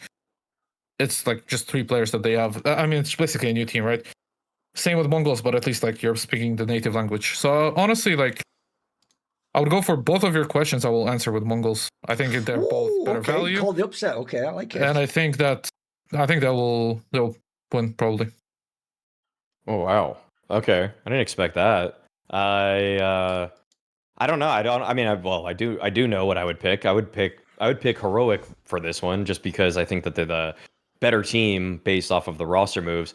But I did think that the better value would be in MongolZ just because they're more of an unknown quantity. So I echo one of your sentiments, but I'm only doing it for a value pick, not actually because I think Heroic's going to lose this. No, here's the thing. I'm going to split the difference. I actually do think Heroic did the better set of signing, and they look like they have actually like an underrated squad all in all. The issue is they have a whole bunch of pieces to integrate, and they've just been playing all these other small tournaments. They've had some wins, they've had some losses. They just lost the H2 if people don't know on that star ladder thing. But at the same time, I agree on the MongolZ one. First of all, I do think MongolZ is a slight underdog, but you know what? Actually, I like that value there. It's pretty low. Also, I think it's plausible they can win, and I actually think the Cobrazera angle's a banger, which is there is something about how this is why actually we were right to give so much credit to Blitz and Mara. Like, they just, whatever players they have. Like, Cobrazera was nothing before he joined MongolZ. The fucking other guy, no one even remembers his name now. He wasn't that good last year either. Like, they managed to integrate these players. And actually, funny enough, they have a really good underdog playing style. They've still maintained it where, again, it's like sort of a tight pack, early aggression type thing.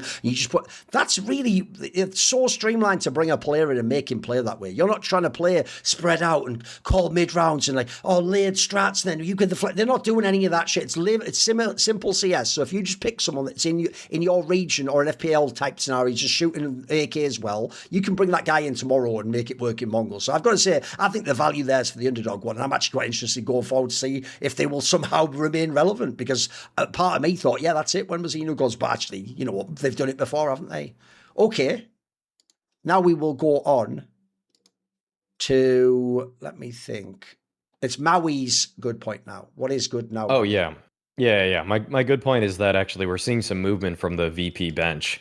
I didn't really think that this team was actually going to let their players go. So I just put that as a good point because obviously Flamus he's actually fully transferred to Gamer Legion. And so people were really worried about, is he going to be in contract jail? Is he going to be stuck on VP to rot after that really nice little performance that he had with BetBoom, where for the first 2 stages he was putting up like above 1.2 ratings, obviously cooled off a bit in stage 3 in the playoffs, but I thought that part of the run that BetBoom had was based off of the fact that Flamus definitely bailed them out of a couple tough situations, especially in those first stages. Definitely I think he can play a variety of positions too. So I think now he's gaining that experience where the game hasn't just been catered to him. You know, when he's played with Electronic in the various IGLs he's had in the past have put him in a handful of tougher situations than even what I first remember him. Like what caught my eye in the beginning was like aggressive, sort of, I think a little more rotator spots. Then he had to do some more anchoring, kind of like, you know, push to the sidelines a little bit more. And I think now he's just a more well-rounded player, and I think he can handle an up-tempo sort of style, which I think Snacks will frequently call with. So, and I think that even though I have PR as the better player, I'm kind of happy that Gamer Legion were able to land somebody like Flamus to remain somewhat relevant. And I also like the aspect that Fame has been loaned out to TDK, because I think that he has a lot of skill. Yeah, Nafany and Axile and a couple of those guys. The fact that he's playing with them is pretty cool too. I just think because I mean the overall point is I was just really worried and concerned, and I still am in some cases because not electronic Perfecto doesn't quite have a team yet. Flit doesn't have a team. IC doesn't have a team. Yeah, these are guys that could absolutely contribute to Counter-Strike within the top 30, and for two of them to still not have rosters, or three of them, that's a little bit weird for me. I hope that changes pretty soon because I don't know why people haven't gone for Perfecto yet. That to me is one of the strangest ones. Like, how many times are you going to get a super tenured, experienced, major winning anchor player who isn't in his 30s? You know, he's not over the hump completely. He's 26, yes. So you're not going to get some new spring chicken, but that's definitely still on the right age of 30 when I'm looking at players. So I would have definitely expected he got on a team by now, and I hope he does. So other than that, it's a good point that VP is at least letting their players go when it's appropriate for them. Yeah, I agree. I think it was kind of nice, especially after the reports of 700k for Flamus and IC as well, right? Like, obviously no one's gonna pay that, right? So I think probably they came to an agreement, and I'm really happy to see Flamus on Gamer Legion. Another take that I had is I think that honestly it's gonna be better for Gamer Legion having him there. I think it makes more sense roles wise now. So I think it's a win-win situation for both. Like, Flamus will get probably the roles that he wants, and everyone else will be as comfortable as they can as well. And I mean, yeah, I agree with you with Perfecto. I mean, for me, IC was more of like the gamble that they took. I think IC obviously can still perform, but Perfecto for me, it's like he has been the anchor of the year, right? He won a major. He has that experience. He played with some tough personalities as well. He has been through some shit. I don't know why he's not getting on even like an OG. Like, why not? Like, I think a team like that is perfect for him, right? So, yeah, I mean, it's a good sign at least now that they're letting some players go. And hopefully at least Perfecto can find a home. And, I mean, hopefully they can actually sell players and not just loan them now. Because there was some loans, right? Also with the Betboom and Flamus and all that. Let's just hope that now they can actually, or agreed to sell some players. Yeah, the problem I have with this one is this could easily also still just be an ugly topic like VP just does all the players in contract jail, because it is outrageous when you go to the website, guys, and look at the inactive section. So they just sold Flamus, right? They also have Flit, Fame, Perfecto, and then IC's not even that big a deal, but he's still a prospect. That's a guy a few years ago when he joined Cloud9. Like, put it this way, if he was back in the ecosystem now, taking aside from the whole political thing, can you play with you get, but he could be on like Bait or something like that. Like, that's the sort of level of team, again, a top 20 potential team, a Russian speaking team. That's the sort of player he was. Like, he was someone who had some talent. So that's ridiculous, because the joke is like their bench is about 10 times bigger names than their fucking real team. But here's the issue. Is the reason I'm really glad that Flamus has gone is because obviously he just showed it, didn't he? And it'd be such a bummer to know that Betboom did want to sign him, but then the sign out's so outrageous. By the way, think this through as well. Here's why it could have been ugly as well. Because we can't have these buyouts if you don't even make the money when you make the major anymore. Like, but it no longer makes sense for me to buy someone for $800,000. Like, remember, I'm not going to win fucking an IM for like 500k, am I? So how am I ever recouping that if I pay you for one player 800k and then I go to the major? And by the way, Betboom did the dream one. They made it all the way to the quarterfinals. What if it'd been a normal major and they loan someone and they just go to like one stage extra and then go out in like stage 2? That's the reasonable expectation. Well, we're not going to ever make back the money that you had spent on one transfer at that point in time. So no one's going to do it. Like, also, this is a relic of the era where you could potentially make millions at a major. So it's worth the gamble. It's like, right, if that's the last piece I need to make my roster get to a major, then maybe I'd do it, especially if it's like, 2 months out from the major and I've still got a chance to qualify. That's when you could see why these teams would sit on it and keep you in contract jail. Because, by the way, the whole thing I always make the point is, don't ever tell me that like some top player is in contract jail. If a Falcons player is benched, he's making crazy money in his prison cell. Contract jail is where you get paid like 3k a month and then you can't go and join a team that would sign you tomorrow that's top 20 because your buyout's 900k. That's contract jail, bro, because in that scenario, like, you're wasting your prime as a player and your value as a player, while essentially what your org's just gambling on is, I don't have to pay you much, but I'll keep you here, because if I have to pay even 3 more months, well, fuck it, if I say for 900k after that, I'll make it all back. So the actual gamble's the org gambling, that someone will come along and basically be foolish and just spend massive money and here's the obvious issue to say. I'll tell you right now, if you're listening, VP, no one will pay for any of these players that sort of money anymore. Flammus was your only one, and that's also because he was more recent anyway when he was good, and he's been active on another team now via the loan. By the way, the loan system's not bad. I imagine you do a lot of scaled down version of what happened when Simple was loaned out all those times. You're probably paying like, say like a fifth of their buyout or whatever, or sort of like 50k a month or 20k a month. You're probably paying something like that to do the loan, so you're also doing it. Right, I can get him for 2 months here to try and get to the major. So you can do that sort of shit too. But I would say they have to scale it down. And the obvious reason why is those names matter to me now. None of those names matter to anyone in the scene anymore. Like Flit, that's years ago, bro, when he was an elite talent. Like, again, you at this point in time, by the way, teams like a TDK, that's like the best case scenario.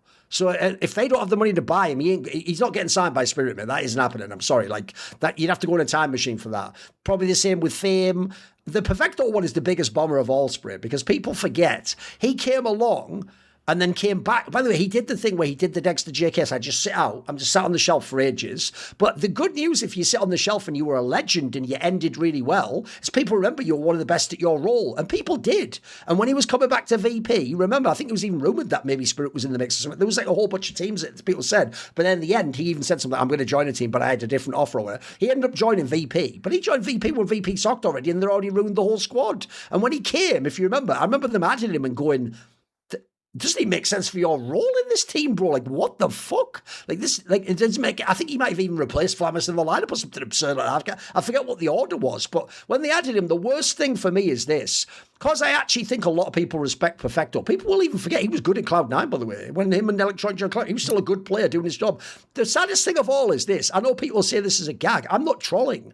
I think he is literally almost like born to be in Zontic's spot in spirit and just be like in the best team in the world. This guy, if you were a coach or anyone who's an IGL, you know this guy was never about just shooting people. He was like a smart player. He clearly understands his job. He works with no fucking resources. He'll play dog shit spots. He knows how to like fucking like play off teammates. He win you a clutch every now and then. I don't know. These are the players that like complete your life. That's why I say the dream would be that he's like in the Zontic spot in spirit. The problem now is though, is even Spirit going to gamble on someone they haven't seen play in ages and now just sits on a bench? Probably not, right? That's you don't take gambles like that when you because again you're gambling back 2 years into the past to make that move. So unfortunately, I actually think someone like him's in a tough spot. So I'm with you. I actually hope that essentially VP understands this isn't just about Flammus. It's about you're also just not going to get value out of these players. You're not going to get any buyouts for these ones. You might get some loans here and there, like the odd one. But if I were you, I would just put those buyouts down. And I actually think for all parties involved, you'd be better off just moving these players. If you can get even like 300, 400k for some of these names, that's about the best you're ever going to hope for, mate. So that's how you can recoup your losses. I understand, by the way, to sign them to VP, you probably had to pay quite a lot for some of these names, but that's been and gone. In English, we say like you don't throw good money after bad. So in that scenario, no point you wasting your time. VP's clearly gone, by the way, to Youth Project where they're trying to bin max, sell a few of these players for 300, 200k, let them back in the scene, and some of them actually, including a Perfecto, I would hope, can one day be in a top team again and can even be relevant. So I think I agree, man. What a universal good that they're not just in the fucking phantom zone of CS, as it were. And we They could also make some clauses that, like, if X player makes the major, they can get X% of the like sticker Yes, money. I would just say, just look up what kyxsan says on that, because basically I once did a video where kyxsan explained the same thing. We need to bring football understanding into CS. We've got to stop making it's just the biggest dollar amount and you buy the whole player lock stock. No. What I do is, I'll give you the obvious example. It would only be for players like Flit, Perfecto, because they're players where if I sign them and gamble on them, I am gambling. I don't know if they'll ever be a top player again. But you as VP, the reason you want me to pay for the gamble is, what if they are top players? So what you do is you make the contract, so as you say, let's say I sign Perfecto and actually I fucking get the top four at the major. Well, then maybe it's 100k extra on the buyout actually at that point in time, and that gets unlocked at that point. Or something, or you get a share of his sticker money or something. Whatever you want it to be. That's not the first topic. That's not the best one right now. But you know what I mean? Yeah, there's a lot of way you can structure it that don't involve having to literally hand over massive bags of money and all bankrupt each other. We can make it so it's fair. So if he doesn't do anything, I don't pay you insane amounts. And if he does, you get your share of it. I agree that restructure is long overdue in CS at this point in time. We've got to stop going for the biggest number ever and having crazy buyouts. It don't make sense for anyone. Because even if you, by the way, get your buyout today, then you turn around and have to buy your next talent for 400k, and then it fucks up, and eventually no one's getting out alive of that game, bro. So that's like a game of chicken that doesn't make any sense for any of us to play. And the joke is, top orgs should almost be doing that shit banks do, where it's like, we'll just agree that if I buy a player for $1 million off you, within 2 years you buy one for $1 million off me, no one gives anyone money to anyone. Just take the fucking players. Let's just play some CS already. Why are we bankrupting each other? This is stupid as fuck. Unless you're Falcons. Listen, they're the only ones who can afford to, mate. They are the only ones who can afford to. Exactly. Okay, I'll tell you what I have done as an angle, right? We've already discussed in the past, every show has the Aurora moves and all the rest of them. So I've got a very specific one around Aurora, though, which is I'm actually just really happy that kyxsan himself didn't just go into, I spend the next 6 months sitting there, and then every show, when we see an IGL sock, we all go, what about kyxsan? kyxsan's right there. You know, FaZe could consider kyxsan. Oh, did it not work out with exertion in Mouse? What about kyxsan? And instead of doing that, he's just going to play. I'll tell you, I'm going to frame it this way. One, he gets to play CS. I think, by the way, he didn't deserve not to play CS. I think he did a fine job in Falcons. His problem, I've always said this, is if you want to laugh at Falcons with all the screenshots, how did they get into the position of the screenshot where they were the favourite? That means he did his job. That means he got the team into playoffs and loads of tournaments. He got them into relevant semis and finals. He got them into post-plant scenarios. And then players did the rest of the shit. He doesn't control it. He's not the coach. He doesn't pilot Nico's brain or Tess's brain or whoever's brain. He just does his part of the job. And I'm sorry, IGLs aren't gods. Even Carrigan, they're just fucking really good players who have a think for the game. And then also, crucially for me, he isn't just back on some shit team. He's actually got a nice little squad of players where I think he has a chance to immediately redeem his whole reputation and make people say he is a good IGL on his own, standing on his own 2 feet, actually in a team that has never been known for playing tactical CS even. So I think there's just if you're kyxsan, this is almost like the dream scenario. I can't even really think of many better teams that you were realistically could have gotten into. Thoughts, Spray? Yeah, I mean, I totally agree. I mean, I like kyxsan a lot. I know him since the Blue Jays days. I mean, we played against each other, ISFs and all that, and he's always been like a guy that it's fun to talk to, like just CS, you know, like what are your thoughts on this? What are your thoughts on this? And I think in Heroic he had some rough starts, but then like when he picked up also like in Falcons, I think he is not worse than any of those like top names, right? So you can mention maybe like current Kerrigan is probably like something you can't compete with, especially after what he did now in Falcons. But I think that like if you look at everyone, probably it's not going to be a bad idea to swap him with the IGL that they have, right, with those teams. And I think it's a smart move, especially going to a team that also Ash is going to, right? Ash is known to help those players. Yeah. Also give some confidence. I think it's really good. I think generally it's a very important step, and it's something that I tell kind of every player that asks me, like, should I stay? Should I accept this offer? I always say just stay active. If you stay active, and it's like what happened with Flamus and VP, going back to the last point, like he stayed active, he showed himself, he got a team. That's the only way you're going to get a team. If you're just going to sit around and wait for whatever comes, right? You're probably going to get forgotten. Unless you show that you're active, you're trying. So both as a player, as anything, like the most important thing is to just stay active and be consistent in what you do. Even on paper, maybe it's a step down. Maybe he could have waited for a mouse, right? He could have. Maybe he could have waited for a phase, because it could happen. But at the end of the day, he chose to take a new project, exciting project as well. Like you still have Centaurus, you still have Voxic, you still Jimp is top class, right? Yeah. And Ash, like I think it's a smart idea by him. I think just him being active is going to be great, and he's a great person. He's a great IGL, I think that he will make this team good. I think that will be my bold take. I think they will make more playoff appearances or further playoff appearances than what Aurora made up until now. Right. I mean, I think it's a great landing spot for a guy that I felt like was replaced by one of the only people that probably had a reason to replace him. The way that, I mean, it is like the knock career where who's replacing me right now? Oh, it's Device. Okay, well that makes sense. Then what was he on? Simple BC game. Simple replace him on BC game. It's like, all right, that's nice. Why he did that joke himself. He did the joke of like, like, does anyone want to sign Ziwu next to something? Because it's like whenever team joins, who else is going to fucking join? I know. Yeah, exactly.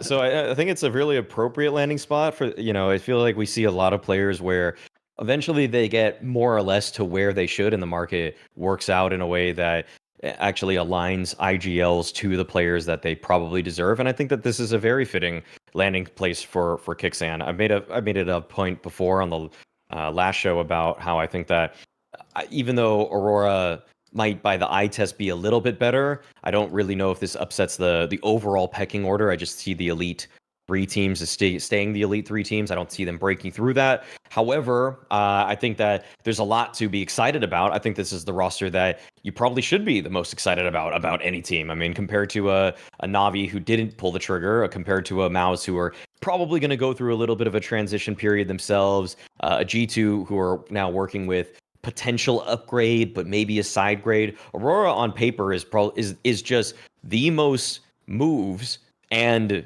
also you're seeing probably some swaps in terms of just how Wycadia adjusts to this kind of team, how they play with an IGL that probably wants to call a little bit more of a default style system.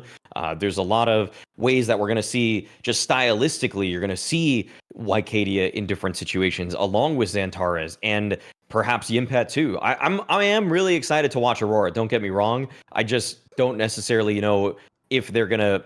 I just don't know if they're gonna break into elite, and that's my big hesitation on the team that otherwise is one of the more blockbuster in terms of moves in the offseason. I'll even throw it out there. Players. Put it this way, I even think there's an angle people miss, which is a lot of people don't seem to get why this is so huge for Aurora, because they've opened the door to become international. They've got an international coach and an international IGL. That suggests to me that even though for now they've kept 3 Turkish players, this is not in any way a Turkish project. And even better, since I know the Orc has some money, they can just be anything after this. Like, if this exact version of Aurora doesn't work out, I'll give you an example, right? So the 2 players that are actually, fully enough, the Turkish ones that people are scared about is Woxic, because he's just a bit mid now, he's whatever. And Xantares, obviously, the problem is he's getting older and he's a bit of a choker, right? Spoiler, you can replace one or both of those with other international, and suddenly you've just got in the top international squad. So if you're kyxsan and you play your cards right, you have the right connection with Ash, it doesn't matter whether this exact lineup works with. This can just be your home, and excellent players can come in and take those spots. Like, the joke might be, maybe in the future, like, you have Senzu, and you have fucking Nerds, and you have whoever you want, mate. Like, you a whole bunch of players. So I also think if this can be like his new home, it's not just this roster or bust, and if it doesn't work, you're going back to it's not like they're bringing in fucking Calyx and Paz and all that. No, as far as I can tell, this is just going to be an additional project from now. And so he's in a good spot, I think. And like I say, good chance to prove himself. Okay.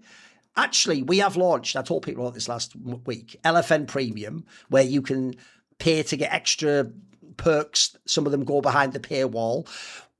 Basically, it's really simple. You get access once you subscribe to every one of our 16 shows on the network ad-free. You have access to a private Discord, and every week on this show, we will pull one topic and credit you by name. So sign up at lastfreenation.com, pick this show, Snake and Banter, and we get extra amount of money from the subscription for that. It is $9 a month, but you can also just buy the whole year for $90, which is about $7.50 a month, and they have a 7-day money-back guarantee. So for this one, since I know people have only just got started going, and obviously we just got people signing up to there actually wasn't any specific topics. So what I'm going to do is I'm going to repurpose a question, because there's going to be a Q&A that's exclusive behind the paywall after this. We gave you a free one last week, but the next one will be behind the paywall at the end of this episode as a separate video. Also, if you're a subscriber onto those podcast platforms before where all these shows are, it will be added to that feed as well if you do that. Looking at it all, I'm not a scientist. I don't know. That's what they tell me. So what I'm going to do is I'm going to repurpose a question, which is basically this.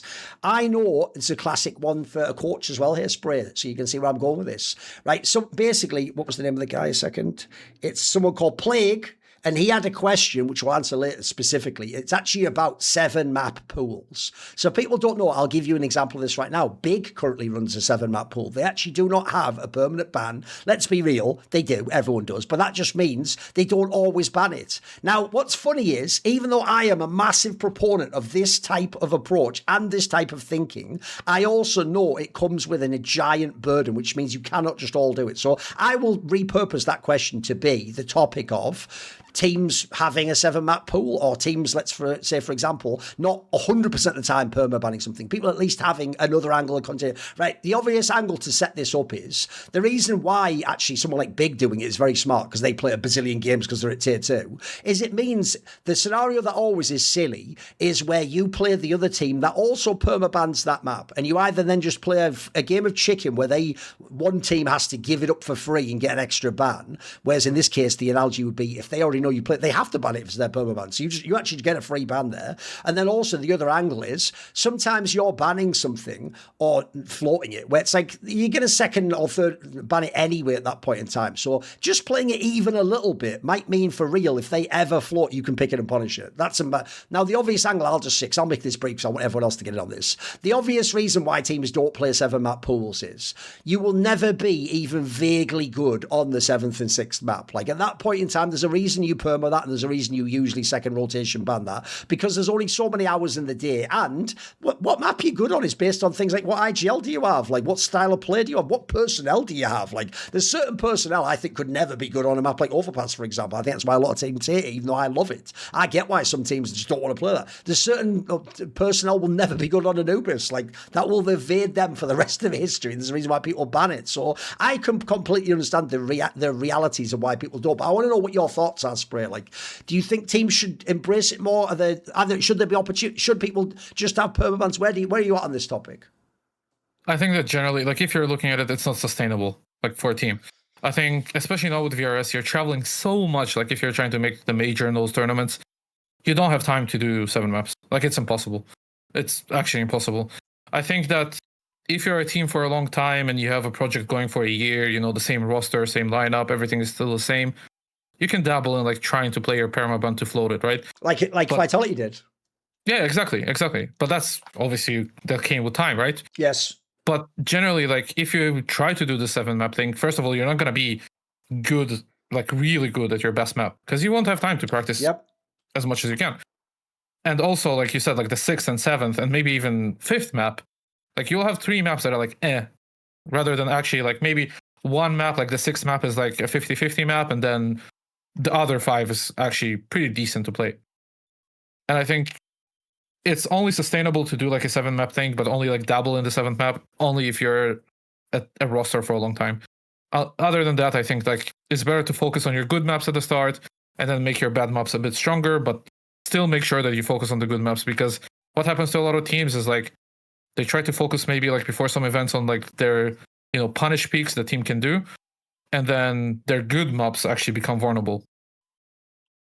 So I think that, for me, try to first master the 6 maps and then try to double on the 7th.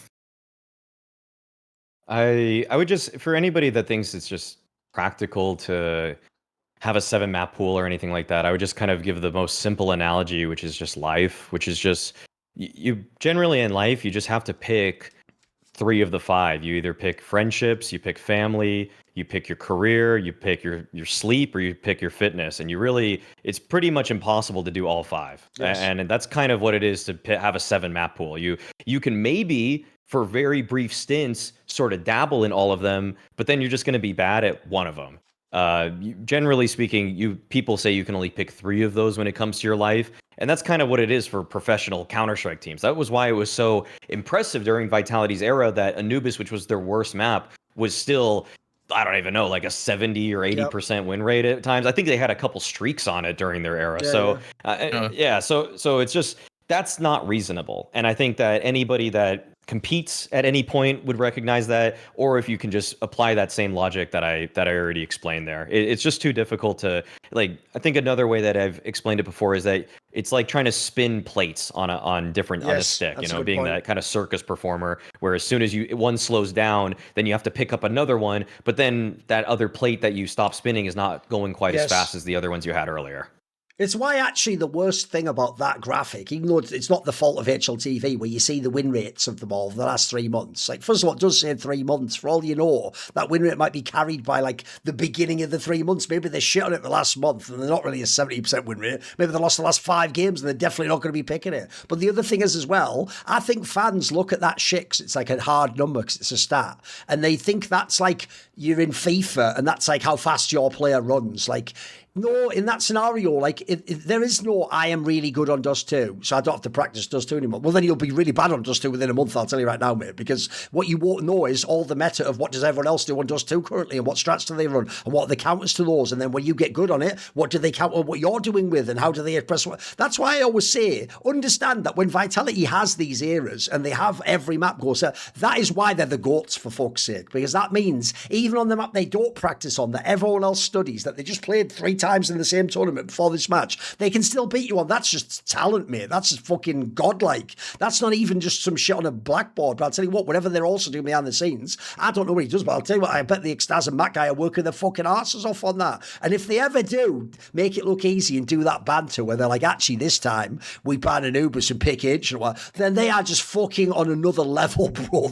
These guys are just they're above everyone's pay grade. You can't do that. That should be like that shit on TV back in the day, like, you know, warning, do not attempt this. This is a paid stuntman who's doing, like, you can't do that if you're a normal team. Like, by the way, God bless Big for trying it. By the way, if you even know behind the scenes, maybe you'll appreciate this joke, Spray. It would of course be Big that tries it, because people joke that like Big is the team where you join, and you know Maui was saying you have to sacrifice all of those to join Big. You won't see your family. You'll be practicing all fucking day long. Listen. I admire the grind, but holy fuck, do you play a lot of CS and work in that team? So, of course, that would be the one to try the 7 maps. And all I'll say is this, they're doing a really bad job advertising it, because they don't win as many big BO3s and upset people as you'd hope. You would think if you have a 7 map pool, you should have loads of upsets. You're basically going to always be able to make the veto as minimally bad as possible. But how many times do you ever see them beat the big teams, guys? It's not often. So I would just say it's a cool idea, but there's a reason why almost everyone shouldn't do it. And actually, even those rare cases where the Vitalities do, that they deserve a documentary for that, mate. Never mind. Like, everyone should copy that. I don't know how they do it. I think that's fucking amazing that they've won those games. I mean, you can take Fury as an example. They also kind of doubled in it, but they also did it because of Vitality. So that's also like goes hand in hand. And also they've been a team for quite a while before they've done that, right? So again, like I said, like it's not sustainable for a team. No, here, I'll tell you the most obvious example of why you can't do this if you're normal teams. Because, bro, if this actually did work, Blade is the smartest person, I think, to ever touch Counter-Strike. He knows all the things I've just said, and if I was to talk to him, he'd agree with me. But there's a reason why not only does he not attempt to do this, he has had in his squads after Simple some of the most veto-locked teams in Pro CS. He will never go to that map that he hasn't practiced or he hasn't had a chance to update, or we're just doing it as a crazy guy. He won't do it because he knows that, like, what a fucking... It would just be wasting my time. I'd be better off really hoping that the map I'm like 41% to win on new, because let's just try and win that map. Let's try and actually study their demo and just get it over the line this time. So if even Blade won't touch it, boys, if it was that smart, he'd have done it, I'm telling you. I promise you right now. Yep. Okay, now let's go to the ugly section. So Spray, what is ugly right now? I mean, to me, I think that it's kind of like, I guess I will call it a DNA, right? Like, I think a lot of teams kind of have a similar DNA. That's the way that I would put it.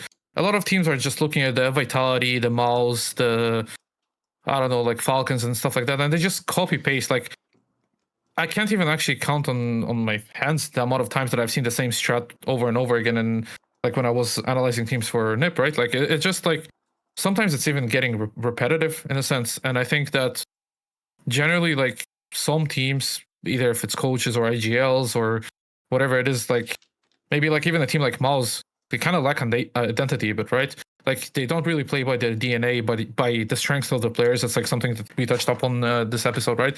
Like you actually have pieces that will tell you what they like and what they dislike, less aggressive, more aggressive. It's not just like go to Vitality and copy them and hope it works. Like, you know, your player is not Props, your player is not Zaiwu. Like they prefer different things, right? And obviously, like take Donk for an example. Like people think that they can copy Spirit's Dust too. Like you can see a lot of those teams, like, you know, trying to do the B-pop that they like. If you watch like that B-pop, like it's the simplest shit. It's nothing. But like, why are you calling even a strat? It's probably like a call that like Majus just made. Like it's a faceit call, for God's sake. Yeah. Like you don't even like. Why do you that is the meme of Donk go kill, because what you're doing on that strat is you're just waiting for Donk to shoot 2 people with an AK in the head. You got Donk. Exactly. You can't do that. It doesn't work. Either that or someone goes into Shiro. Like that's it. Yes. Like, and people just copy it like it's the fucking mega strat or whatever. Like to me, it's a lot of the same things we see on the top teams. You see on the like top 20 teams, and there's no like real challenging tactically. At least recently, I noticed like maybe there's some teams like, let's say Foot, for example. Foot, I think they actually created their own identity. Yes. And it's actually it's kind of hard to play against them. Like it looks so simple, but at the same time it's not, right? But then I mean there's some teams like even like Big, for example. I mean I think they're good. I think they're probably the best iteration they've had in quite some time. But still like they still kind of like show the same CS as everyone else. Like nothing special, nothing to beat those top teams even with 7 maps. Like nothing special within the maps. And that's kind of coming back to like why you can't have 7 maps. Like you can't even craft your own shit. Like CS used to, at least what I remember, is like you go on a server with your IGL or with just a player and you just think of a strat. Yes. You just come up with something. And I think that people strayed away from it and you can clearly see it. Mau, you probably can also say that from like casting games and looking at so many games, right? It's a lot of the times like a repetitive thing rather than just someone actually bringing something new to the table. Like Australia had their era and their identity, obviously Vitality also, right? I mean, FaZe, like when they had like some good wins with karigan, like those fake calls, like they brought a lot of fakes to the scene, right? But nowadays it's like the same everywhere.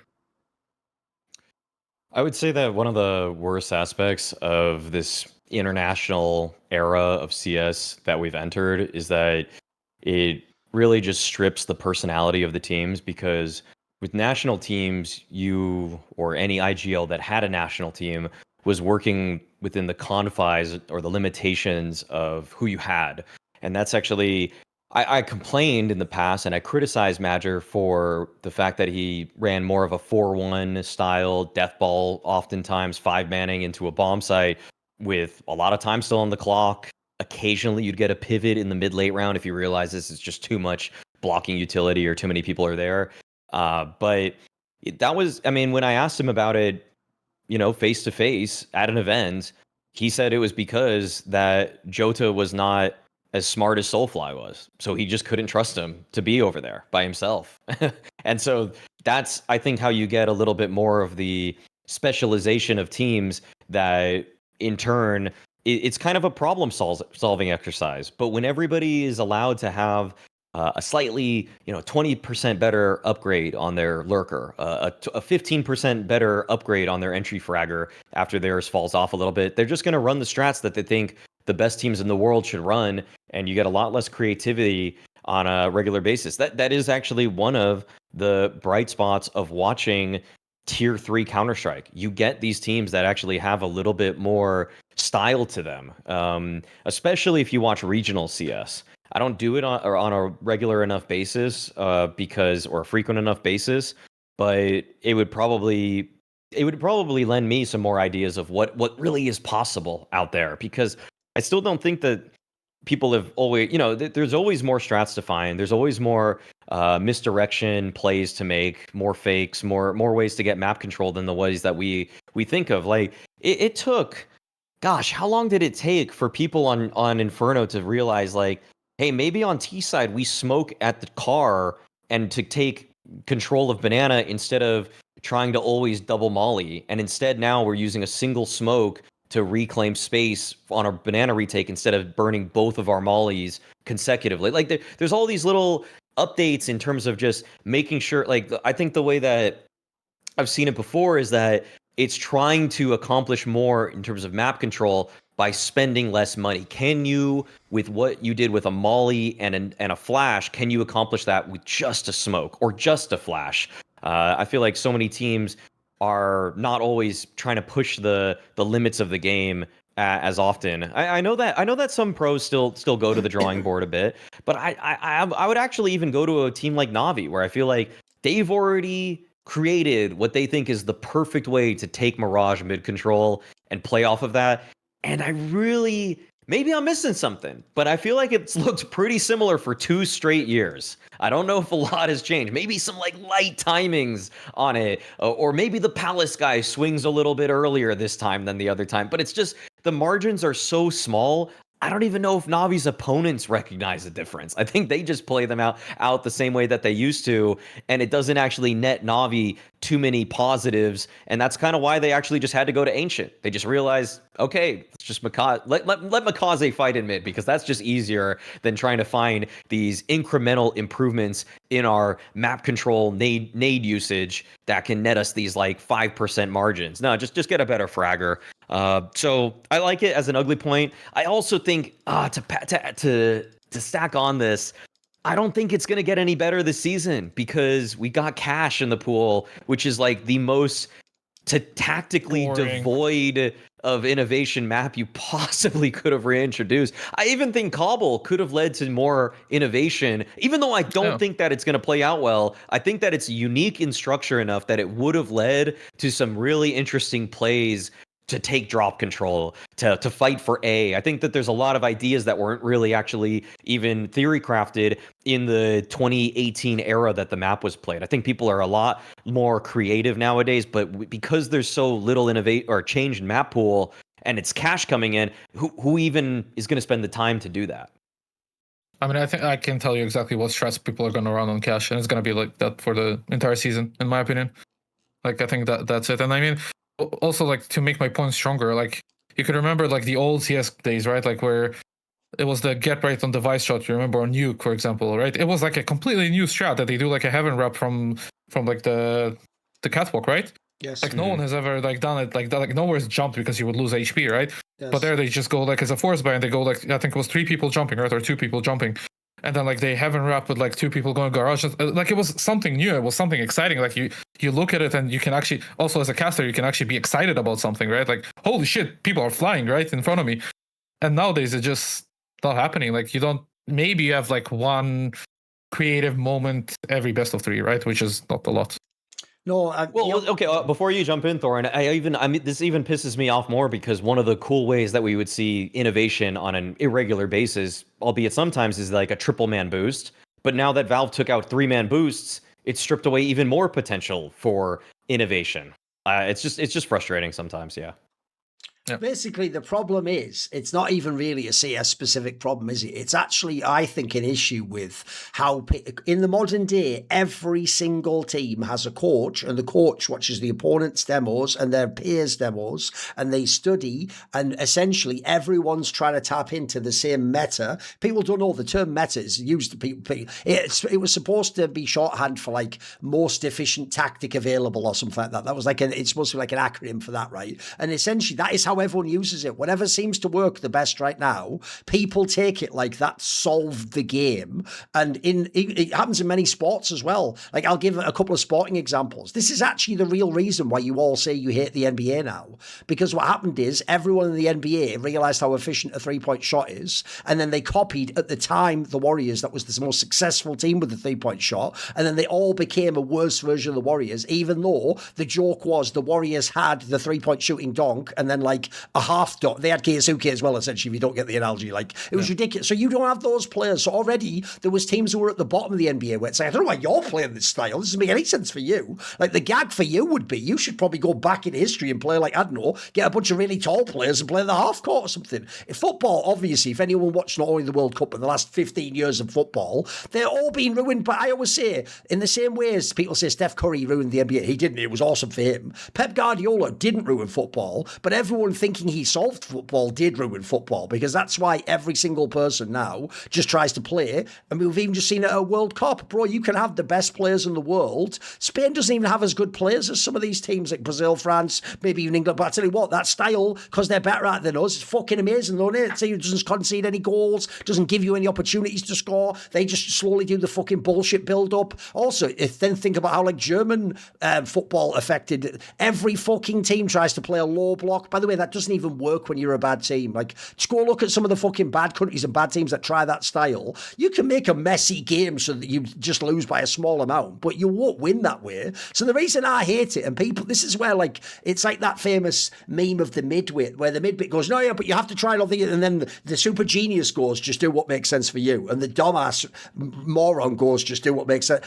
For real, the dumbass is right. The dumbass is right. Literally, the best style is the style that suits your personnel. well and how you think about the game. So I'm with you, Spray. One of the reasons why I spent the whole first season of this year going crazy about Foot, who, remember, aside from a small PGL, never won shit, is because what an exciting fucking start. If I was to tell someone I've got a bunch of sick young aimers, I've even got an IGL that hasn't been in IGL before, that's what I'd tell them to do. By the way, essentially, MongolZ on steroids. Like, let's just play super pack play, super early contact, and everyone just plays it. But because they've got crazy skill, we'll just essentially, in this analogy, that's like being super aggressive in chess. So you never get to a late game. You don't have to worry about all the decisions you'd have to make and all the experience. Now let's just make the game. Can you essentially win CSDM aim duels against me on the Mirage A site within the first 40 seconds? If you can't, I'll win the game.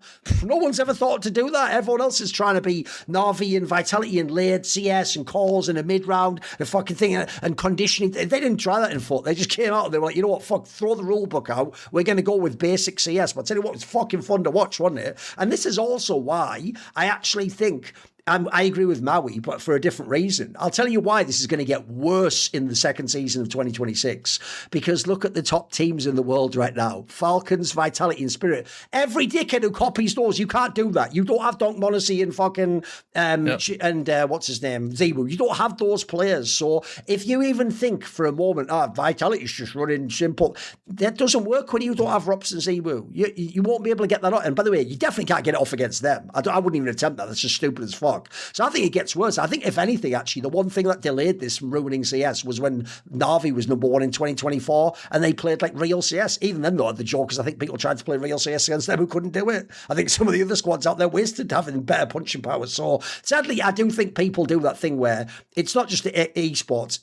Any competitive discipline, the simplest path is just copy whatever seems to work the best. The problem is that might not work for you. And in certain cases, I think it really won't work for you. You'd be better off. You know what? I'll tie it into an earlier topic. I wasn't a fan of how Aurora played the game. I think they had some quite poor calling. But I'll tell you what, at least they played their style. Could you imagine if instead, if we went back in time to make an analogy, what if they'd tried to play like Na'Vi 2024 and do slow late?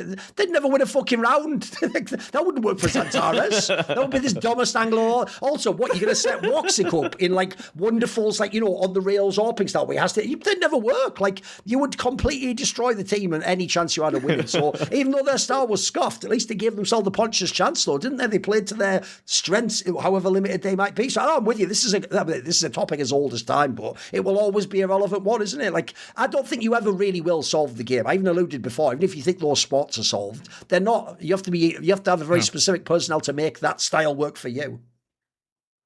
Yeah, I mean, it's something I always told my teams, at least. Like I said, like back in ATK and Young Ninjas when I was the head coach, I said, like, let's play a Young Ninja CS. Let's play an ATK CS. There's no right CS. There's right CS for us.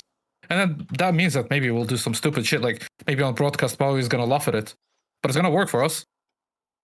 I mean, that's the point. Like, at least it's working for us. It's exciting. We're using our pieces correctly. When it doesn't work, maybe it looks ugly, but who cares? Like, most of the time we will win because it's our identity, our DNA. We can show it, right? Where, like, let's say I will go and say, I already took MongolZ as an example, but like, I'll say, what's the identity of MongolZ? What's the DNA of MongolZ? Can you tell me how they play? No. Can you tell me how James teams play? Yes.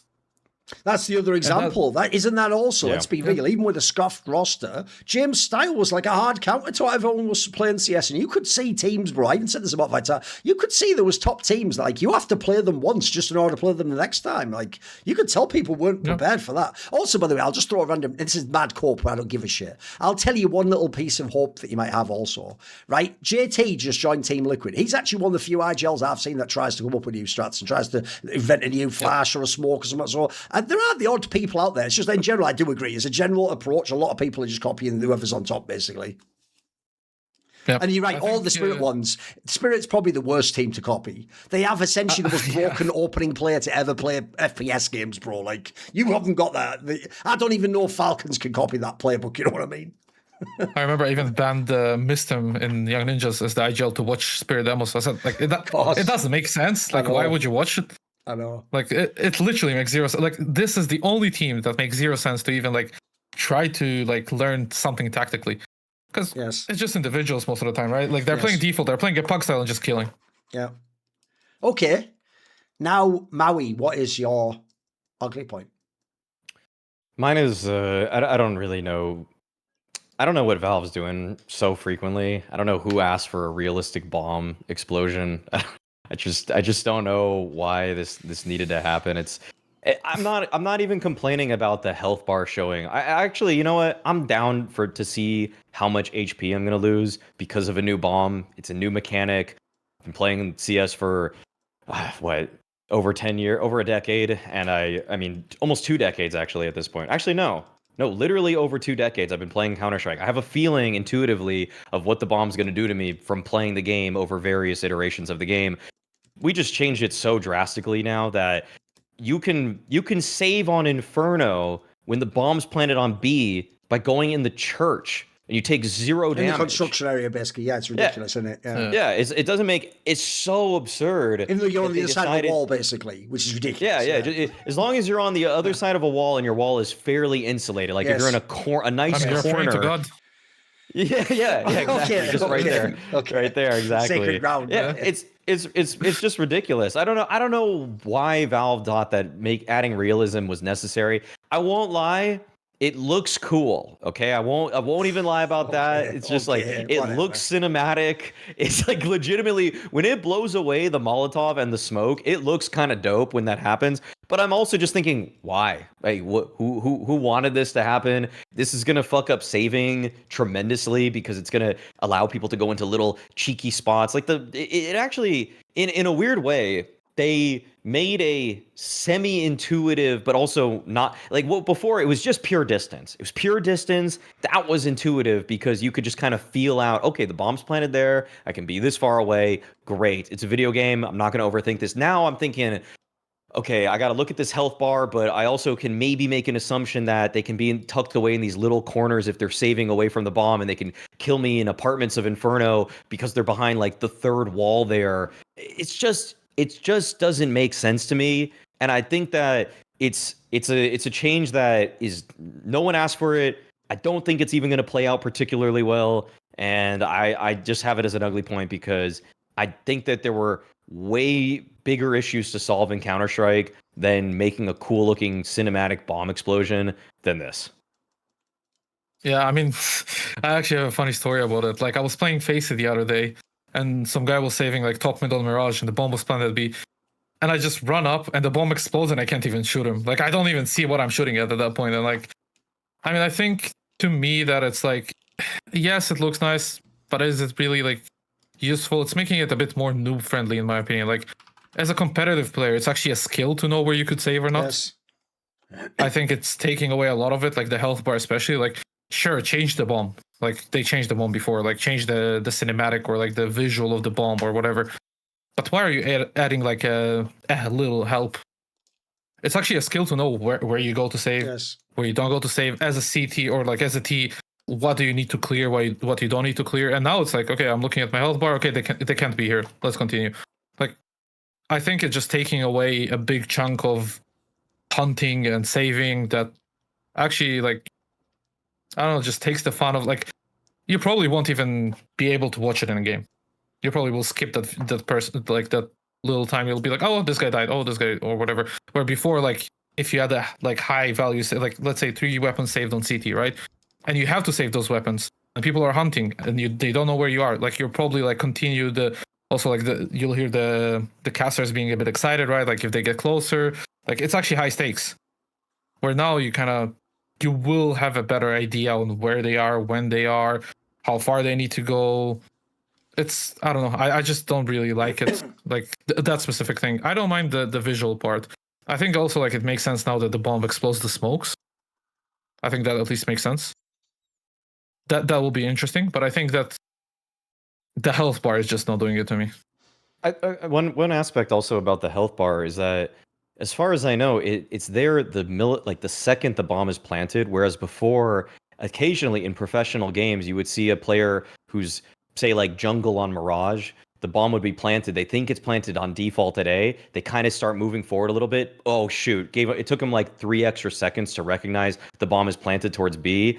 Pretty sure now, and you can correct me if I'm wrong, but I'm pretty sure from my experience now, if it's planted at A, I'll just know immediately, oh yeah, I'm going to lose all my health. That bar at the bottom is blinking red for me completely. But if it's planted at B, then, oh wait, the bar is not even getting red. I'm at the wrong bomb site. So that aspect too, which is kind of like, it's like a little bit of a noob-friendly helper, but now professionals will immediately see the bomb. Like if you fake somebody out, you should be rewarded for that. But now the reward is actually slightly weakened because you immediately know that bomb's going to damage me or not. No, I watched the NIP's. Sorry, but I watched the NIP's game today, and I think it was Town or Note. They did like a really sick flank, and the bomb was planted on B, and they went A, and I just saw him like as soon as the bomb planted, he just took his knife out and ran B.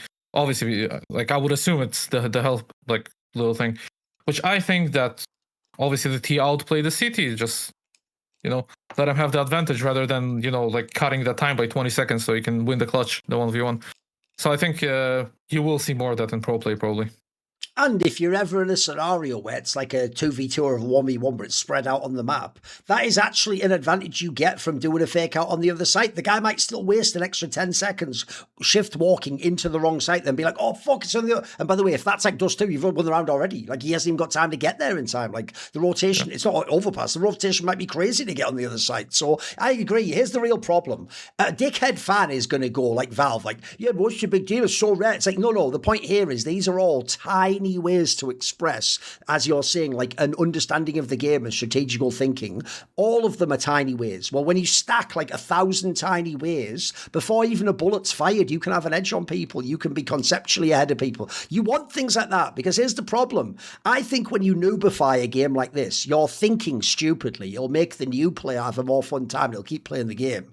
Whenever you do that, you will by definition now make the guy who's a veteran who put 1 billion hours in, when you take away all his little edges, he'll just stop playing the game. Now it becomes too noobified. So it's always a dynamic there. You can't just gain when we keep all the hardcore people and all the casual, and also what casual fucking players playing the game because of this. This is why I always say, I'm sorry, by the way, I'm one of the only people, look, I'd never be rude to them in person like this, but it's one of the things I always say. I think the Valve noobs are fucking noobs. I think they're literal noobs at CS. Like, I'd love to see what level they play at, how they play, what they do in the game, because this sounds like some shit. Like, my joke on this one, I'd do a whole skit. This is like Gabe Newell must actually play CS every now and then he's like, everyone's scared to get the boss mad. It's like he dies from the bomb. Like, what the fuck? Why did I die? I wasn't in the bomb site. Oh, boss, the bomb like goes through walls though. Well, am I supposed to know where it is though? And no one's going to go, I don't know, play the game, dickhead, and learn it. They go, oh yeah, shit, yeah, you're right. It should say like on the screen, shouldn't it, if you're going to blow up? He's like, yeah, exactly. Like, it's not my fault, is it? Like, no, it's our fault, Gabe. Sorry, we'll code that in for it. Because who asks for this shit? That's the worst thing about all the shit. This is why I say my favourite version of Valve is they just give us the major, they give the money for the majors, and then they go, there's VRS, and then aside from updating it every now and then, they just fuck off and they do nothing. Because whenever they're involved in all you go, hey, make patches. This is what they do. They sit around doing stuff that no one ever asked for. They sit around and go, you know what? I think that, like, in real life, when you have a magazine of ammo and you reload it, you wouldn't get like exactly the same amount minus the amount that was in there. You'd have to put a whole new magazine in, so you'd lose all the bullets from the other one. And so that's one of the worst things about real life. You fix that in a game. I'll give you an example, right? And it's not completely true. Yeah, obviously, right. You can obviously also take bullets and put them into the magazine as well, which you can't do. Yeah, you can also like, let's say you reload at 10, you can still have a magazine of 10, and now, but in CS it's lost, right? Yes, and so here's another thing. Like, not completely true. I'll give an example of where you don't want them to change things like this and make it more realistic, right? If you play normal CSDM on Valve servers, it's dog shit in it, because they're still such fucking noobs. They haven't added what we all had in CSGO, which is the one that auto reloads the gun. You have to reload your gun in a motherfucking CSDM server where you're only there to shoot people and warm up. They're so noob, they've left that right. Now imagine if in this scenario, it automatically used to auto-reload the gun in CSDM, but you were like, that's not realistic though, because in real life you'd have to reload. I'm not in real life. I don't know if you're aware of this. Like, I want to be in the Matrix. Yeah, I want to be in the Matrix and actually do all cool shit. That's what the point of playing esports games and CS is. And part of the cool shit, by the way, is to show off how skilled we all are and how excellent we are and dominate people. That goes hand in hand. So anything that removes that, I don't like that. I mean, the joke, how far are we going to go with this? Like, next up for noobs, well, it really sucks when people knife you and they flank you. So you know, if you're in a new car, one of those smart cars, you know when you back it in, when you get close, it goes beep, beep, beep, beep, beep. Like, when someone gets within knife range, why doesn't it start beeping? Go beep, beep, beep. Oh, shit, there's someone behind me. Hey, there you go. That's a great system, isn't it? Yeah. Or how about when you're outside the site and someone throws the counter flash, the second the flash appears on your screen, something just in your ear goes, duck. There you go. We're all laughing, but this is like the equivalent of what you're doing in the fucking game. Like, you're doing actual... The joke is I could make a skit like that, and I'm scared to, because Valve will do the shit in the fucking game. Like, I hate this. It's just garbage. It's absolute fucking trash. Get out the game. I can't even believe it's in ugly. It should be in bad. Get the fuck out the game. No one asked for it. It doesn't add anything good. It just makes it worse. And even worse, you help noobs. I despise noobs. Noobs deserve one thing: to be stomped into the ground. And if you're going to take away some of my ways to stomp them into the ground, you are my enemy, sir. You have chosen your side, Gabe Newell and the company and associates. And here's the thing: unlike Too Good, I'm not worried about. Well, first of all, I don't work events, so you can't ban me from shit, can you? At this point, fuck y'all. What are you going to do exactly? And I am Counter-Strike. How about that, motherfucker? Here's the thing: the way I remember how long I've been playing CS is I just go. Here's what's mad. I just realised I was going to say, how long have you been alive, Ziwu? That plus about 9 months, and not because I'm implying something dodgy about Ziwu's family. Obviously, there was a beta version before it came out officially, wasn't there? So I was playing the whole thing. Don't worry about it. Anyway, we have one last Polymarket, boys, which is, I thought this was an interesting. There's obviously loads for roster moves. So there's one which is, will Bait make a roster move before September? Now this one's been all over the place. There was one point it was up to 77%. That was earlier in July. There's a one point it went down to 8%.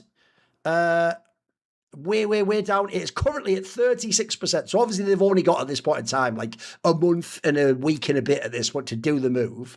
People will know, obviously Bit's been a team for the last year or so. They've been willing to move pieces in and out. They just got Sizzy in. That guy was like that 16-year-old Orpo who had the little pop off at the minute. What do you think, Spray? Do they make a move? I will say, look, if they're bringing in, it seems like they only recruit Ukrainians. There's a lot of Ukrainian players out there. Like I'm sure some people wondered would they be in the mix for some of the names out there that are on set. What do you think? Do they do it? Is 36% a good number? What do you think?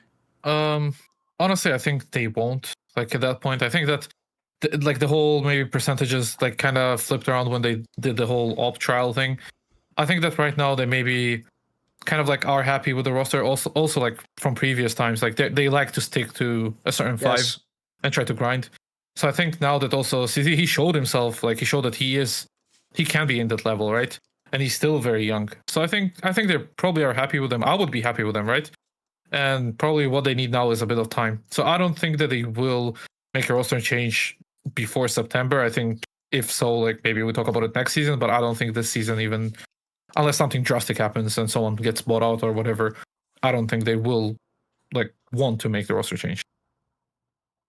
Usually when I judge these kinds of things, I think of their recent results, and if they've fallen so far from what their expectations are, then you're going to see an organization likely pull the trigger. I think it's usually falling from expectation and or just market opportunity. And I don't really think that there's any serious opportunity on the market for some Ukrainian player to pick up.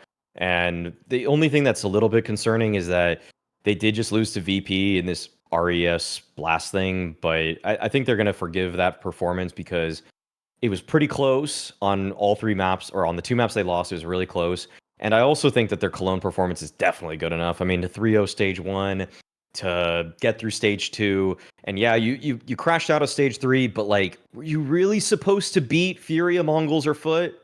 Probably not. So I think that you're in a comfortable position. I just don't really hear anything about them either, so don't have any insight as to who they would target or if they're even looking to make a move as an organization. I think that Spray nailed it when he pointed out this was never the org anyway that did lots of moves. If you actually know, like that roster they had before, they'd had most players for ages. Like they kept the core 3 to 4 for a long time. I'll even add in, if people don't know, they're one of the newer orgs in CS as well the last few years. It doesn't look to me, by the way, like they have a lot of money. If you notice, they tend to be the ones, if anyone, people leave or just the big names just actually circumvent their squad and go above in the scene. Like they seem like actually they're more like NPL plus his friends or something like that. You know what I mean? It's like a certain group of people that just play together a long, long time. And so I think, first of all, they're number 13 on HLTV right now.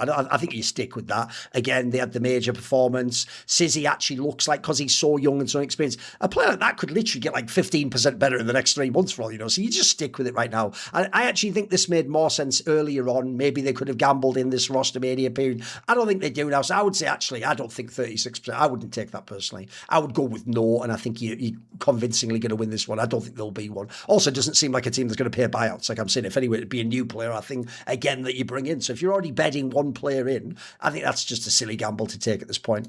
Okay, there is now 1 point left on the show, which is my ugly point. And this is also tailored to Spray a little bit, because obviously he knows this. So it has got to be the status of Snappi in NIP right now.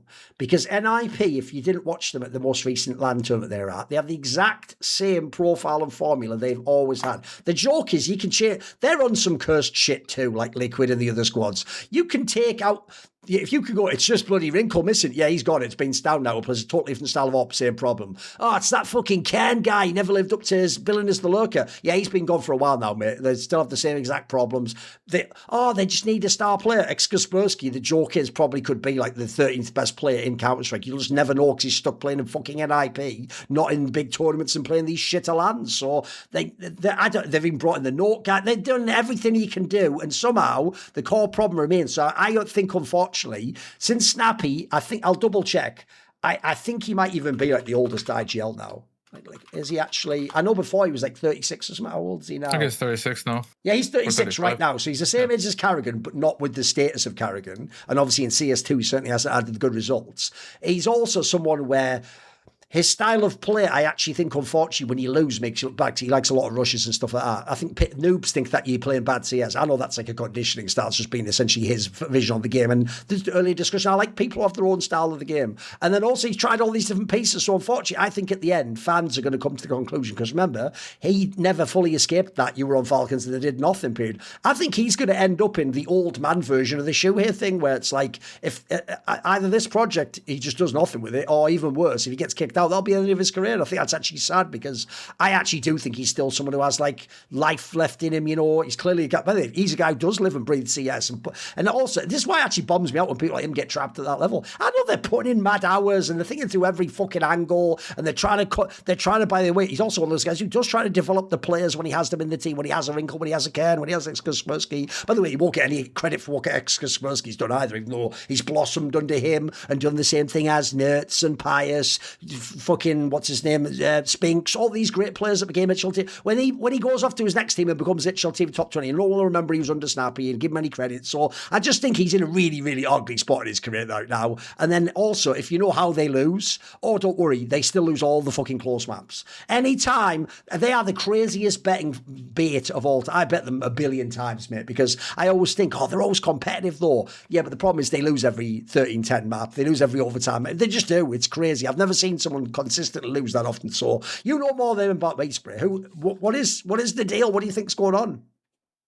I mean, I think first of all, Snappi's an incredible IGL. I think even though now he has 2 kids, right? Like he still, like you said, lives and breathes CS, which is to me impressive. Like he still manages to have like good time with his family, but also he cares about the game, right? And unfortunately, like knowing him as well, I do think that there's not a lot of time left for him, not only just in NIP, but generally in Counter-Strike and as a player. Because, I mean, obviously, like you grow up, you grow older, right? Same as karigan. Like I don't think that he was going to stay for much longer, right? But yeah, I mean, I think that for Snappi, yes, you can also like point a lot of fingers to him. Obviously, he's the captain, he's the IGL. He's doing a lot of like the player development, but also there's stuff behind. Like still there's some stuff behind, right? Less than when we were in, but now there's still some people helping. I don't think it was necessarily a player's problem. It was also a player's problem, but it was also like what you're saying, like a lot of the curse thing, like some unexpected things just happen. Like all of a sudden we have some visa issues. All of a sudden one player is sick a day before we need to travel somewhere. I don't know, like there was some weird stuff going on. Like I didn't even know like are possible. So I would say like that plays a big part. Also, like last year, you had the kid, right? Then Exist had the kid. There was a bit of inconsistency.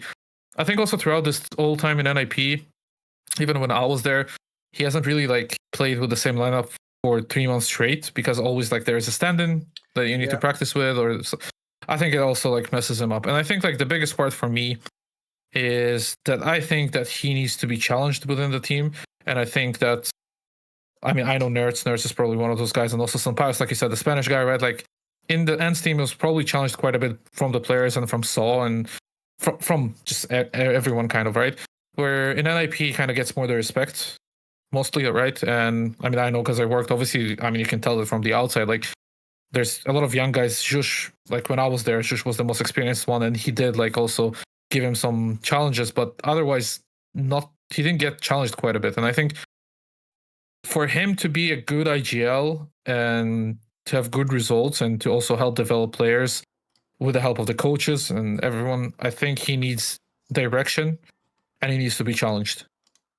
And I think it's something that he currently lacks, or doesn't lack. I think that he has an idea of what he wants to do and how he wants to get there. It's just that sometimes, because of all those close results that you were talking about and all those, like, you know, crazy games that happened almost all the time, right? Like no matter the tournament, small or big, I think that those things kind of made him question the path or what the goal he set himself to do. And then he kind of changes the approach. And it happens quite often. And I think he needs to just find some balance in that, like to just trust what he set out to do. And I think that that's when he'll do it. Because I'm pretty sure that Saul did it pretty well with him in Ents, kind of like keep him in check. And I think unless like either he gets someone or he comes to a realization himself that he needs to just trust himself and trust what he set out to do and just stick to it, I think that's when the results will follow for him.